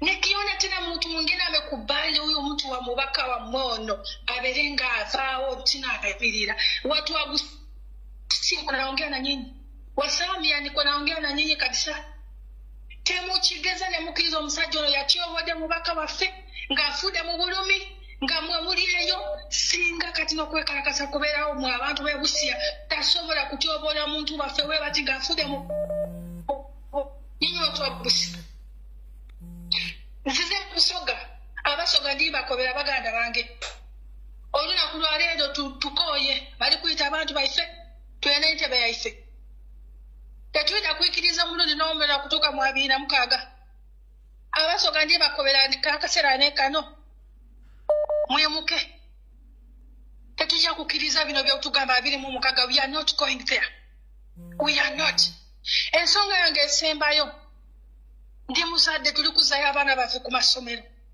mbadde nsaba neegayirira abasomesa mmwe mu masomero gammwe mukkirize ffe abazadde aba wansi okubeera nga tutungira abaana baffe uniforms zaabwe ku basome wabweru temujja kutugamba nti leeta omwana essomero uniform ya mitwalo 25 singa nina abaana bana mwagala tulemesa kusomesa n'abaana baffe mu mudaku we mututaddemu mwagala tulemesa give us option. Kale nyabo tuyanzeza nyabo. Anyone who can whatever uniform for the kids basole kubetungira bakanete mujja tulemesa ntino mulina okugula uniforms z'abaana mu masomero mbeegayiride tulina ababaka mu parliament abakyala naye tebayimiriddewo ku lwaffe. Inze ndi mutunzi wa kyalaani tutunga byalaani wekituuka nga tutunga uniform z'abaana tubatwale ku masomero babigaana tugamba nti no you have to buy uniforms at school. Ogenda kola research bagenda ne baleeta abantu baabwe batunge uniform ezo nga gwe tolina kyogenda okukola. Uniform emu 25 wobeera nga olina abaana bana ku ssomero lyerimu akukadya tonaba kuteekako requirements abazadde mwagala tugendewo. We are having member of parliament there. They are not talking of anything. Akalulu katuse bagenda kubeera nga bajja ng'olonda nze ebyo tetugenda bikiriza. Enough is enough. Kale tuyanzanya njalo. Tugenda kufuna enkungaana yonna oba mu Busoga region oba mu Teso region oba where. Please let us march. Okay. Let us march where we are going to go. Oh. Hello. Hello. Hello. Wanji nyabo. Okulamusiza ticha jebale. Kale nyabo nawe jebale ko. Kale ne bannayuganda bonna bali kutumalamusiza. Kati ticha nange njagala kwogera ku nsonga ya 2026. Nzikiriziganya n'abateesa bonna bavudde waggulu nga abagambye nti 2026 tetuna kye tugenda kujjayo olw'ensonga zino wammanga. Ekisookera ddala ffenna ekyabeera mu 2021 twakiraba abantu baavaayo ne bavootinga overwhelmingly era ne tuwangula akalulu byabakama na declaringa bya declaringa oba yali ku gun point kyonna kikiri. Museveni tumujjukira bulungi mu kaluka ekayunga yagamba nti omuntu NRM gwebeesazeewo gwaba bagenda okulangirira n'ekitegeeza nti ebyokulonda okulangira pulezidenti waffe tebigenda kusoboka.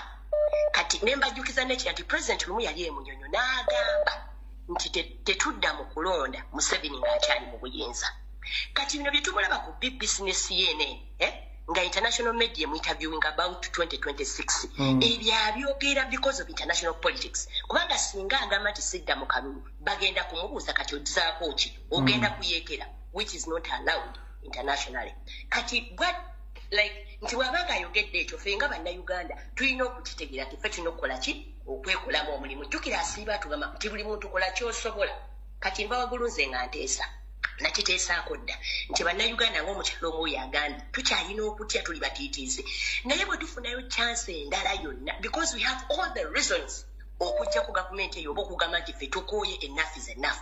Bwe tufunayo ka chance akalala konna nga bwe kabadde Musegirinya oba gigenda kwera misinde gya Kabaka oba birthday run kyonna ekiddako tufune abantu baffe abagenda okukungusa bannayuganda oba bagenda oba bagenda kubakola bati babakunguze mpaka wakati mu kibuga teri kudda waka mpaka nga twenunudde kwe kuteesa kwange. Otherwise bannayuganda tebagenda kuyimuka mu mirembe nti tubajje mu mayumba gaabwe naye tubafunze wonna bwe banaabeera bakuŋŋaanidde oba gunaabera mukolo gwa kuziika oba kinaabeera kiki tubakunguze mpaka wakati mu kibuga teri kuddaka mpaka gavumenti ng'evuddeko.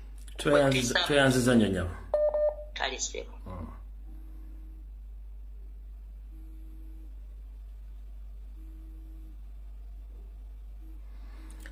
Olina okukuba nga olina internet oba tolina internet okubwa. Hello.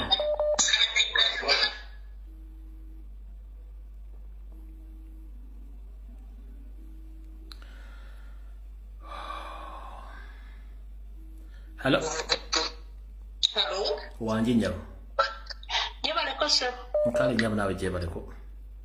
Nkale sir. Kankati ekintu kyenjagala okwogerako oba kinaayisa bubi abannayuganda yongera ng'olina vibe vibe ejja kujja mpola mpola anti dakiika ziba ntono twogeza maanyi wano tetubanga abali ku buko oyongeramu vibe. Okay kaakati abannayuganda mbadde mbasaba ekintu kimu ekintu kyensaba kya endongo omusajja omuzeeyi oli yagenze eri n'atuswaza nti bazina ekiro kyonna biki Uganda is okay bannaye buli omu pulezidenti abawagidde biki omwezi guno ogusembayo abalina endongo tubadde tusaba endongo zisooke zikome kyembadde nsaba endongo tuziwulirize ku masimu gaffe kubanga omusajja omuzeeyi oyo n'agenda ku nsi yonna n'ayogera nti anti bazina biki ng'alabira ddala nti yatusirwaliza mu ndongo na kunywa mwenge ebintu ebyo bye bijja okubeera pulezidenti waffe atambula ekiro ne tubeera ku bunkenke kuba oli ayagala okumutemako omutwe ajja kufunira nawe mu kyansi eyo ekyokubiri oyo omusajja mpuuga aleme kutumanyiira teri muntu bw'aba nga atugamba nti yagambye bamakomera nti be yagamba ng'abakulu kaakati simanyi abo abasajja b'amakomera balina okutubuulira buyinza ki bwe balina okusumulula abasibe kitegeeza basumulula abasibe nga bano ddolo tebamanyi abo abasajja batumanyiridde nnyo tulina obulumi twagala okudda eka naye nga balowooza nti balina kutuzanyirako buzanyizi mpuuga weetereeze leka kulowooza nti gwe one man's hand nti olina kutumanyiira buli kimu weefuula nti olina kuwuzaabuza ate gyeyongera okwongera okulongoosereza oyongera kwonoona tukoye okwogerako wagamba nti tetukunyooma abaana bo bakulu naye gyoyongera okukola ki okutujoogajoga tebereza nti abaana bo okujjako nga bwebatwala mu America they will not come back to Uganda oba musibe bulungi kale nyama oba musole ya hallo wanji nyama tebaliko ticha kale nyama nawe gyebaleko Tulanange madde akange kabadde kalowoozo. Madde njagala kwegayirira bannayuganda. Bannange tuve mu bivulu, tuve mu kino na kiri, ebyo ebyakalulu Museveni akola butaweera. Mujja kutuuka ku ssaawa ey'okulonda ng'ennanga muntu zammwe zaagwako dda. Kati ekyo munaakikolera ki? Nga tutuuse ku ssaawa ey'okulonda ne bakugamba endangamuntu yo yaggwako. Oba olina ekirala ky'ozaako? Twandikutte ekintu kimu ne twekwatakwata, tetulina kye tulinda mu 2026. Ebitusobozesa okuba nga tuyimirira ffe nga bannayuganda, Museveni byatukozeeko bimala. Ebyo bituyimiriza okusobola okuyimirira ne tugamba enough is enough, ne tuyimirira. Tetumulinda nti simanyi tulinde 2026. Tumunenya ki kyatanaba tukula mu 2026? Nga byaza tukola nga weebiri. Abantu baffe tebalabikako, abantu baffe bawambibwa, abantu baffe battibwa, obutwa bufuuse butwa, emmundu zifuuse emmundu. Kiki kye tulinda? Mbadde nsaba bannayuganda tuve mu bivulu bannange obwongo tubuteeke ku ggwanga lyaffe. Eggwanga lyaffe Abanyarwanda balitwala ebya siriyasi. Kale nyabu toyanziza. Kale ticha. Kati?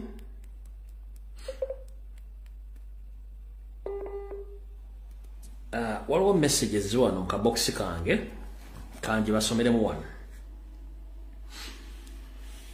Wano bagambye muwulirize bulungi nnyo kansooke mbazzeeyo ke mabega.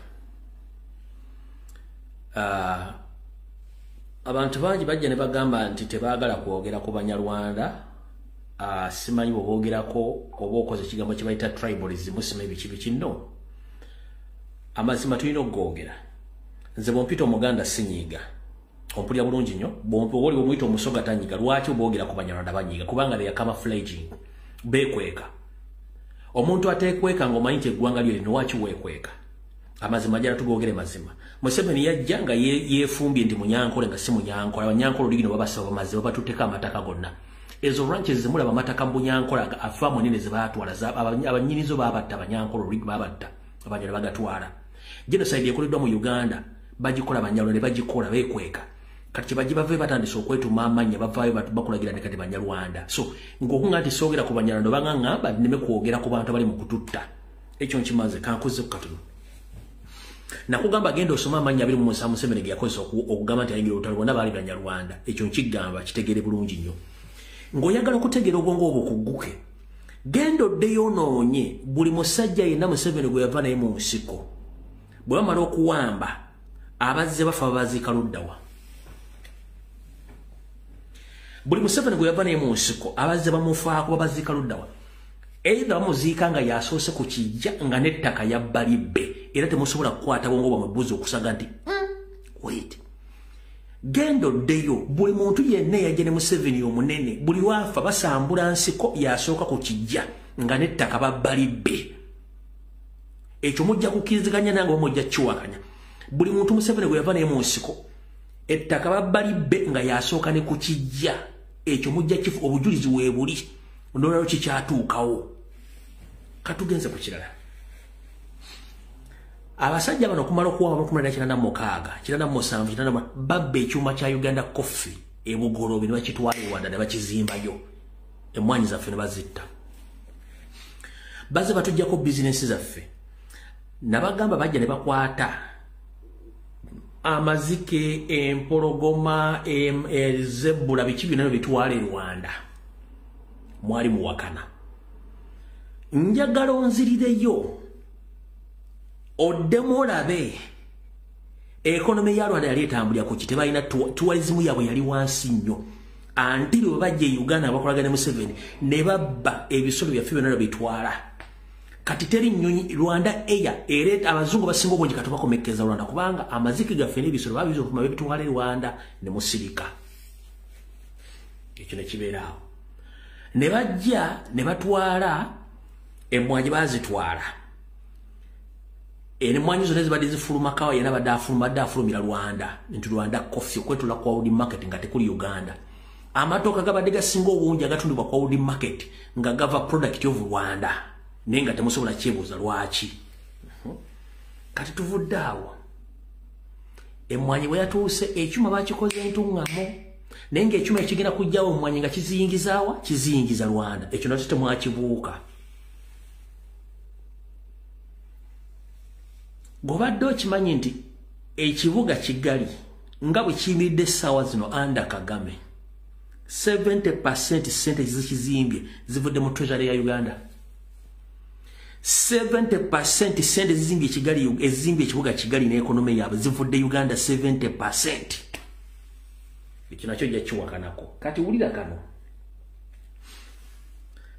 amawulire gafulumye gagambye nti Rwandan government has officially announced its first oil discovery identifying certain reserves within Lake Kivu, a natural border with the Democratic Republic of Congo. Njagala okwatira map ku simu yo ogenda olabereke wali Lake Kivu okubenga ulo wakati wa Lake Kivu ne oil reserves za feze Uganda weziri. Then otunulire okuva ku oil reserves za foziri. Listen nabagamba nti waliwo pipe zisibibwa nga diverting wazidda Rwanda. Ekyo nabadde bazibangobira nabagamba nti waliwo pipe zisibibwa nga ziva diverting bazizza Rwanda. Ekyo nakibagamba recently omwaka oguwedde nga tegulu obana kibagamba gwa 10 sijjukira gwa 10 nabagamba nti waliwo pipe zisibibwa nga zigenda Rwanda nga za mafuta. Nenga barabaga nti batu abasindika batwala mazzi kumbe batwala mafuta. Njagala ogende ku simu yo kuno nga sinnavaako.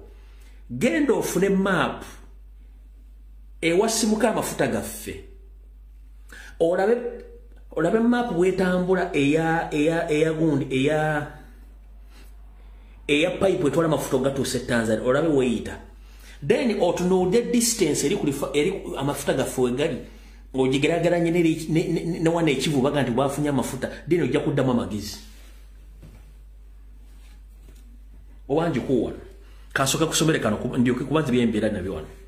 Bakugambye nti Rwanda government has officially announced its first oil reserve, identifying 13 reserves within Lake Kivu, a natural border with the Democratic Republic of Congo. Nebakutera wensonga satu. Rwanda has officially announced its first oil discovery in Lake Kivu. Rwanda currently heavily relies on agriculture and mineral exports, plus thriving tourism industry. Buze miaka 10 bagamba nebadde mu tourism sector baddemu.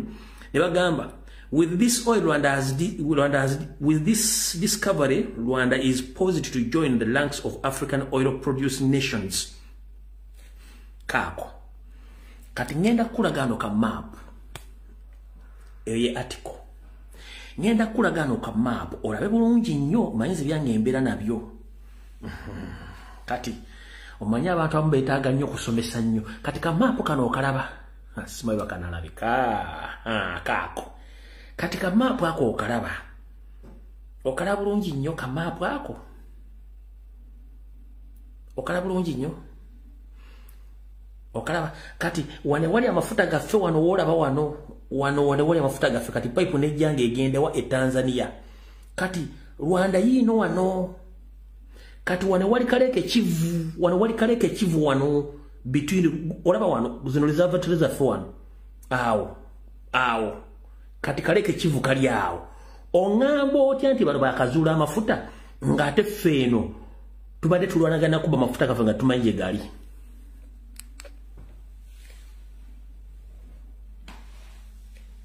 Kwate simu yo. Oteke mu mapu ya Uganda. Ogende wansi wasokirire Rwanda obagende bazudde amafuta. Olabe distance eriwo between wali reserve zaffe nale obage kuleka Kivu bafunya amafuta. Ngade pipeline ogirabe weyita ngegende Tanzania. Buli kintu ete mu Uganda bakisindika Rwanda. Nekibalimi okutegeera. Kuno kuliko ba technocrats. Kuliko ba engineers. Kuliko ba mbega. Kati bebuuza ebintu bino yabitegedde atya.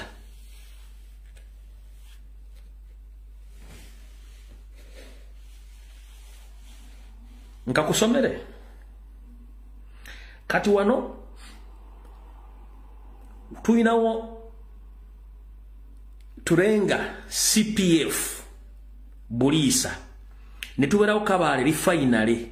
Netuberawo no King Fisher. Kati eno nga bwogiraba map. Eno yeve waffe nejja neyita wano negende Tanzania. Naye bano bagamba nti agaye bagazudde wano linda konkulage.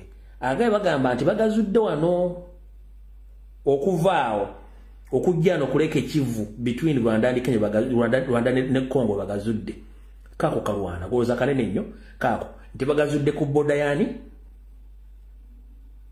ku boda ya Congo wano between Congo kuleke Kivu. Nze nina feeling ezingamba bana abantu bali mu kusaanyaawo Uganda nga bali mu kubba buli mineral resources oboka yonna.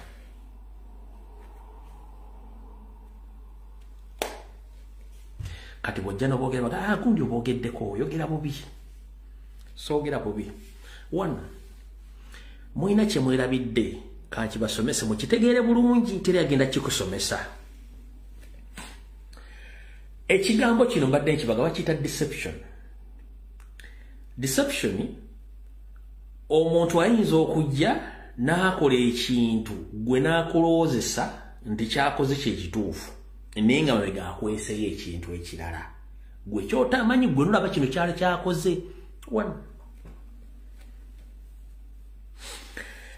Eggwanga Uganda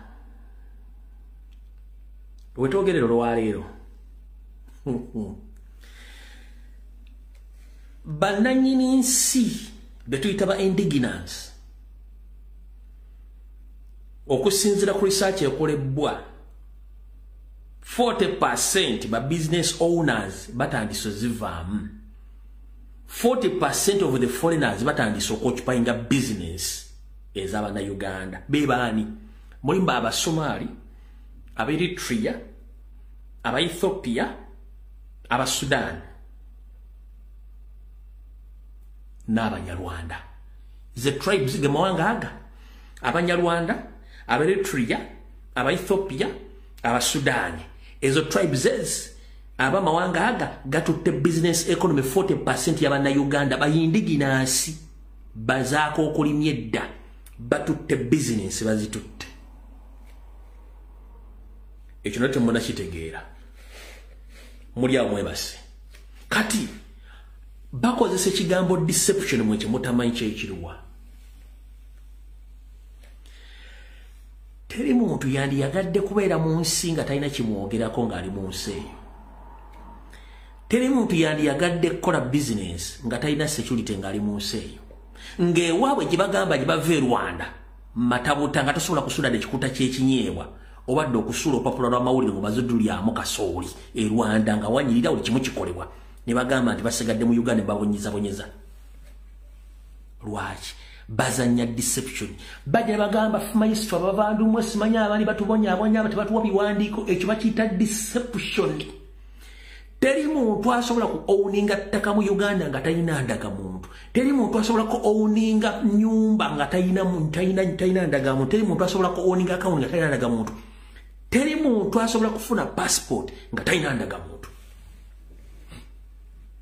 Kati gwe bakusindikira group y'abakajumba eyabambidde n'abala okujja okulekanya mu platform ti batusosola kuzanyisa ku bwongo kulozesa nti bayina ebizibu no battle at night ne batandika okubala kiki tugenda okuzzaako kubuzaabuza bannayuganda batuuza meeting nga bakimanyi bulungi nnyo kubanga mutemusobola kutegeera yensonga lwaki babatega ebivulu on daily basis yensonga lwaki babatega ebintu by'obuseegu era ogenda okutuna group ezitambuza obuseegu beebo kyebaagala bateeka mbere awo nga mulimu deception yensonga lwaki bagashumba omulimu gwabambidde n'abala Abanyarwanda batambula bogere batusosola teri abasosola ekyo bakidda deception mumulowooza nti tebababonyabonya nedda bazanya muzannyo guli kubalaga nti waliwo ekifaananyi kibasiigibwako nti mubawonyezo no kumbe batuula ekiro ne bateesa tugenda tuzanya kutya muzannyo guno bwe batebaguzanya ekyokulabirako mwenna kwanti wali atalaba Titanic mwalaba firimu ya Titanic mwagira bali mukaba amaziga nga mukyalina laavu eri enkadde yammwe enkadde laavu eri enkadde ne mukaba nanga abantu bafiridde mu nnyanja singa bakulaga bazanya bagizanyira mu swimming pool kati gwe ali ku TV ngulaba Titanic amaziga ne gakuluma n'okwatibwa n'ennaku bannanga abantu bafudde kati abanyande bajja okubazanya ekintu mugabanda babaponyabonya kimayi babasosola mu making kyekiri ekibeere wabo mu kiro nga batudde bateesa biki bagenda okukola bannayuganda kati yenjawulo yeeyo gwalulaba ekifaananyi kiririyo bannaye naye bo mu making eri bakulaga making n'otegeerako ebibapulaning ojja kutya kati kyenkugamba ngezezako okulaga ekifaananyi ti tulaba firimu zinyingi series nyingi naye bwe bakulaga making engeri gye bazanyamu firimu ezo oyinza noga nsigenda kuddamu kola firimu bulijjo mbadde simenti bati bazikola n'onyiiga n'oyagala n'okkuba TV ogyase kandi bano kye bakuzanya ekintu okulaga nti waliwo Museveni simanyi basosola Abanyarwanda no bali be bamu naye wano bakulaga ekintu ebyo byonna bizanye script mpandiike be balina ne ssente babalina bamanerenda bagamba nti nkuwakamyo nkuddiza nte yensonga lwaki bamanirenda bona basinga bagwange eri Banyarwanda akujjako ndagamuntu n'owandika ntunze n'ajjako essimu wayita ebbanga ne bogenda mu kkoto sobola muwangula ekyo mukigezo kitegeera bewe nnyini akakabinja k'Abanyarwanda akawaza ne batusobola be bannannyini manerenda kampani zonna kyabalimu okutegeera bali mu kubazannya jangu okwekule ne muganya okutegeera bannaye babazannya teppo weewuunye kyali kizibu nnyo okusanga omusoga n'omuganda nga bakaaba obwavu the main target bategetinga nnyo busoga ne Buganda ne kati kyayambuse ne mu bagisu gye bali eyo bakikola kubanga the main target kati zebaagala oli Salimu Sale yagenda mu north 60% amaze gy'okyupayinga agitutte wano mu Buganda mukyali mu kali resistance ne temunda kitegeera kati kampuni zo genda ono gy'oli manerenda yenna yeyo gurupu yaabwe Nekimani nyo yeyo bonna baganti musoma basosola be bananyine company zo neza Manerenda ani abo wasente mu 7 kubanga kibali nyo kutegeera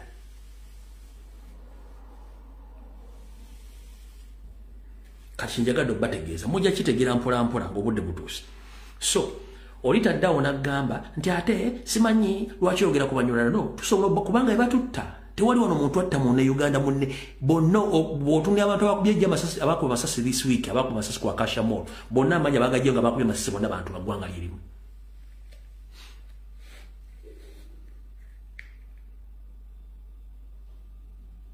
system okumanya abantu mwera namwe temubawo kutegeera nazi zikunonga amasomero gonna institutions ziconcentrate ku kintu kyekimu bakiyita to provide education material oba knowledge nga amasomero tegeta mu business yonna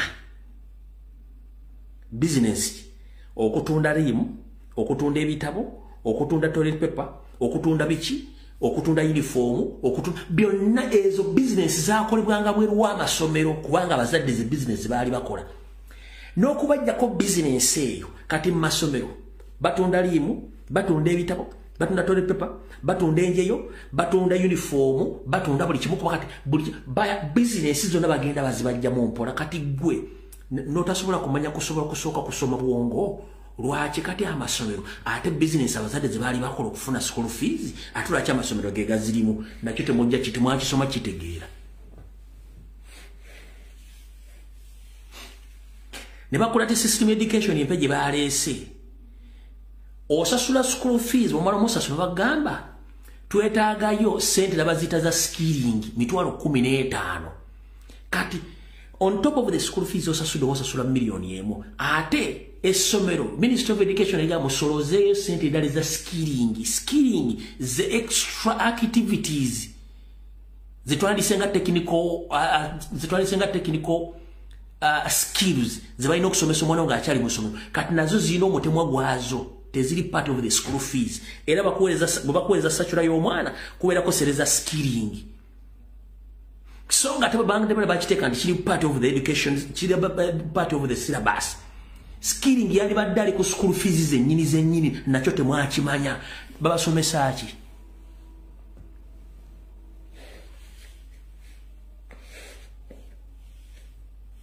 kuba temwagala kumanya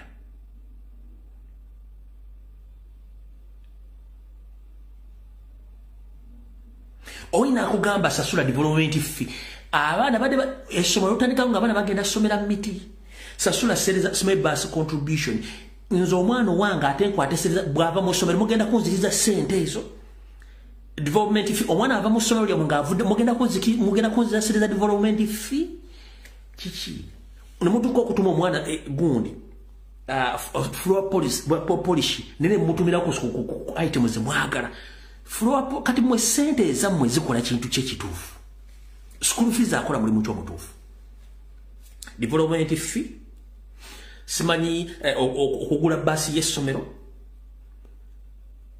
kasasira ali ogenda okusoma school requirements zokka linda kati kansooke kumenyera ekigambo kino bayinza okugaa school fees wa $1.5 school fees $1.5 ne balyoka bakuleetera school requirements zokka nga thiri was almost million number school requirements zokka kati baba lokole nyo balyoka bakugamba nti omanyi nti tuyina V3 mu taamu V3 ekitono nnyo ku masomero g'ebisulo omwana osobola omusipendingako $4,000 ekitono nnyo ku vidi $4,000 kati okulera kombe swani kuli wano amasomero gonna gasinga mu nsi yonna galina taamu omwaka Uganda tukyali ku taamu 3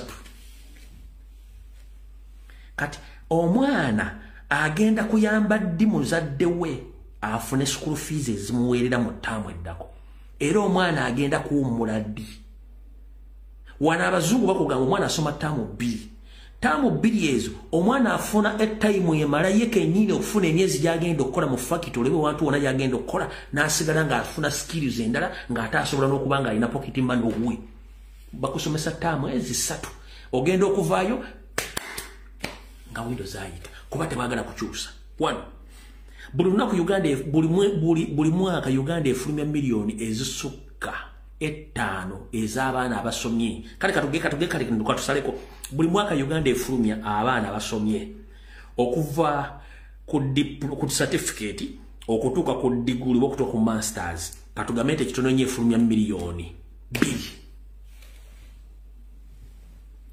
Ng'ogasa institution zonna, universities zonna, vocational schools zonna ng'ozigase bayinza okuba ng'omwaka bafulumya milioni 2 ez'abanna Uganda abasomi nga balina certificate, diploma, balina degrees, masters nga bali milioni 2. Nze nkubuuza, wali otuddeko n'obuuza nti abaana abo n'abakyala bafuluma bakola ludda wa?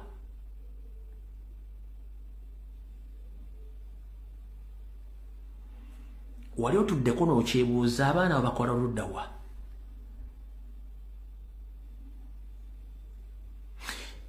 Njagala tugende empola tusigaze dakika ntono. Njagala otule wansi weebuuza okusasulira school fees omwana okuva ku nursery n'atuuka ku university n'afuna degree. Ng'owuwo just omu kati olina abaana bana bonna bawedde degree bakola ludda wa? Ku bwesedde n'obwesedde bw'abaana bali ku university basoma ne ku technical schools oba ku vacation schools abaana abo bakola ludda wa? Emirimu giri ludda wa?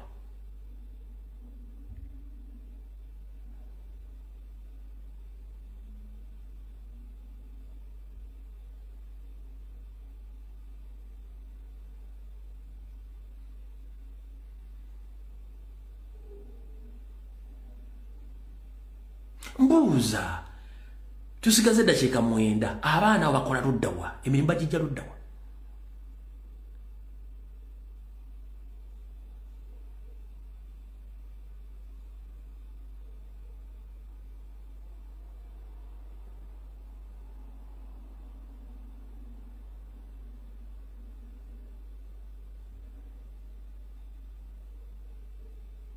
N'owulira omwana afuna diploma, omwana afuna degree, mwana agenda nakola bwa security. Nenga singa yakimanyira olumu agenda kuwira wa security kuyani badde yagenda dda. Nze government ng'ekyuse ngenda kusuggestinga Ministry of Education and Sports bagijjewo tudde ku system y'abazungu gye bali basoteka ya vocational training skills centers. Abazungu balina ekintu kimu nti buli mwana bamanya kyasobola okukola ne bakimuteekamu najja nga akikola. Y'ensonga lwaki tolisanga muzungu nga pulamba ate nga akusiga langi.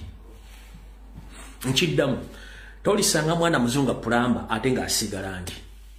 Tolisanga mwana ng'azimba bulooka ate nga yakomerera amabaati. Tolisanga oli nga driver ate ng'omusanga ate simanya aweereza musenyu ku tekiriijo. Buli muntu ayina specialization. Oli oba yasoma kuwayanga amasanyalaze strict wa masanyalaze. Bw'aba ya specializinga mu kusereka, specialization eri mu kusereka. Bw'aba ya specializinga mu hotel management, specialization ye ndi ali mu housekeeping, ali mu kiyungu, ali ku reception nga ye ya specialize naye waffe. Osoma subject ku subject n'okukakkana nga tolina kyofunyeemu kati kyekizibu kye tulina mu Uganda. Eno mu nsi zino driver abeera professional. Mu Uganda basinga obungi bonna bali professional by experience. Nti avugidde emyaka 3 ngo to experience driver ne wante bakwasa driving license nga toli menti kuba kintu ekyo.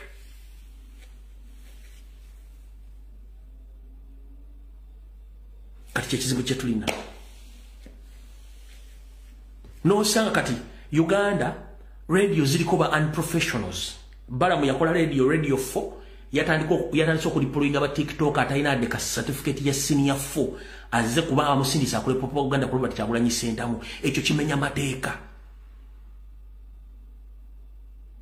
Oli najja nga talina de omulimu gw'amanyi wadde kyeyasoma n'omuteeka mu poliisi. Kubanga mwana wagamba nogo bajjuza banyanda nga ba indigenous Ugandans babasindika Somalia babasindika Mozambique kufiira yo bali Congo.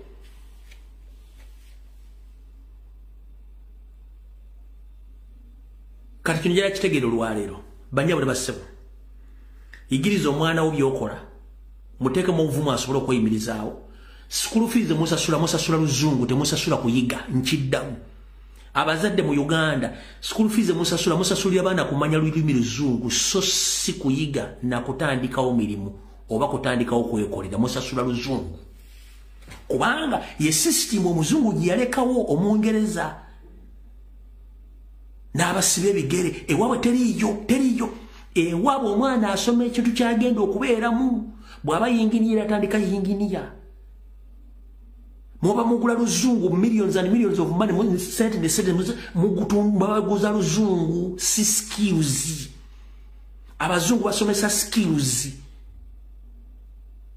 bumanyirire basomesa muwama mutandika luzungu wana ngafuwa oluzungu bwamala amaliriza agenze Dubai agenze Korea agenze Luddawa ng'amanyi ofuwa oluzungu akola ku reception kubama tebamuyigiriza kikyasobola kukola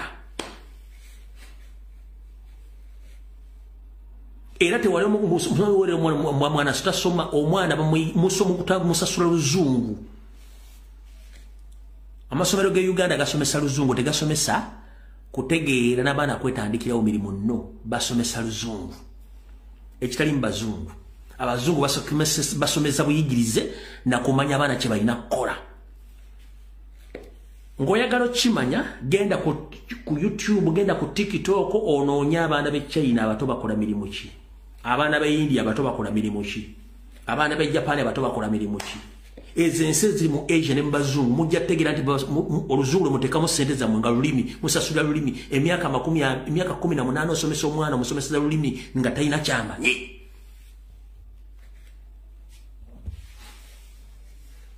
era ng'oyagala okutegeera ofuna obwongo ve Makerere ne diguli yo ogende Bungereza osaba mbajjaga nti mukulu tewasoma olina okuddayo osome Bungereza kolonewo eyakuguza oluzungu kwatamu katono ng'oyagala okutegeera ebigero byakugambye bino vende ye university gende Makerere university gende Bungereza oba mu America ne diguli yo osaba omulimu guwasomerera bagenda kuzza bw'otasoma myaka 2 ogenda soma myaka 3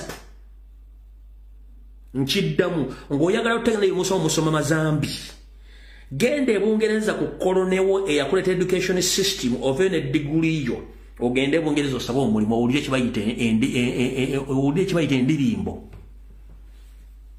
mwebuzabuza nnyo nga bafuka banaaba oluzungu lulimi si kutegeera nkugambye ng'oyagala okutegeera va ne diguli ye Kampala gende Bungereza omukolonewo eyakuleta education system omusaba omulimu ne diguli ye Bungereza bw'anaaba akuwadde omulimu agenda kukuzzaamu ekitono ennyo emyezi 6 ku myezi 11 gwe mwaka oddemu osome kebeera America kebeere Canada gye boogera oluzungu ojja kutegeera nti temwasoma mubadde mumala biseera emyaka gyonna gye musomedde gende Nairobi ng'ovudde Makerere bakulu development center ogenda osaba ofune further study bajagandiza papala zo teziwula ddayo osome tukwate mugikitegeera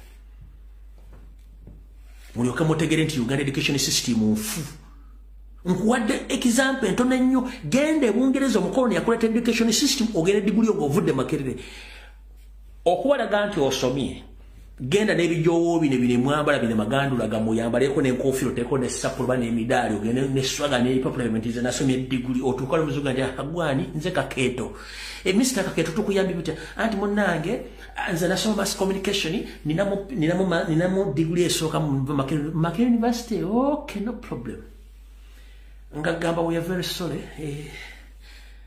empapula zo teziwera olina okuddayo osome wano byemwasoma tebiriyo bimwasoma tebiriyo n'omuga wangi byemwasoma tebiriyo ddayo osoma badde ewammwe nze era nasoma ndi dokita bagenda kugamba amahamba byemwasoma tebiriyo ddamu osome otuuke bagita na standard ng'oyagala otegeera nti ebintu byomwe tebikola bintu bw'oba osaba visa ya America oba eya Bungereza balina okuddamu okusomesa oluzungu ne mu America ebibuuzo by'oluzungu bibatuula ebirala naye gw'ogamba oyogera luzungu nze nsinga okwogera oluzungu mu Uganda mu America waliwo ebibuuzo bisooka okutuula eby'oluzungu mwebagala okugenda ku professional occupations oba jobs oyina oluzungu lulina okusooka okutuula mu America aziwere Canada ne Bungereza ne twasoma oluzungu tumanya lulimi just lulimi wabula okutegeera ne standard bali kubasomera byanjawulo wala okotegeera timusomera bwereere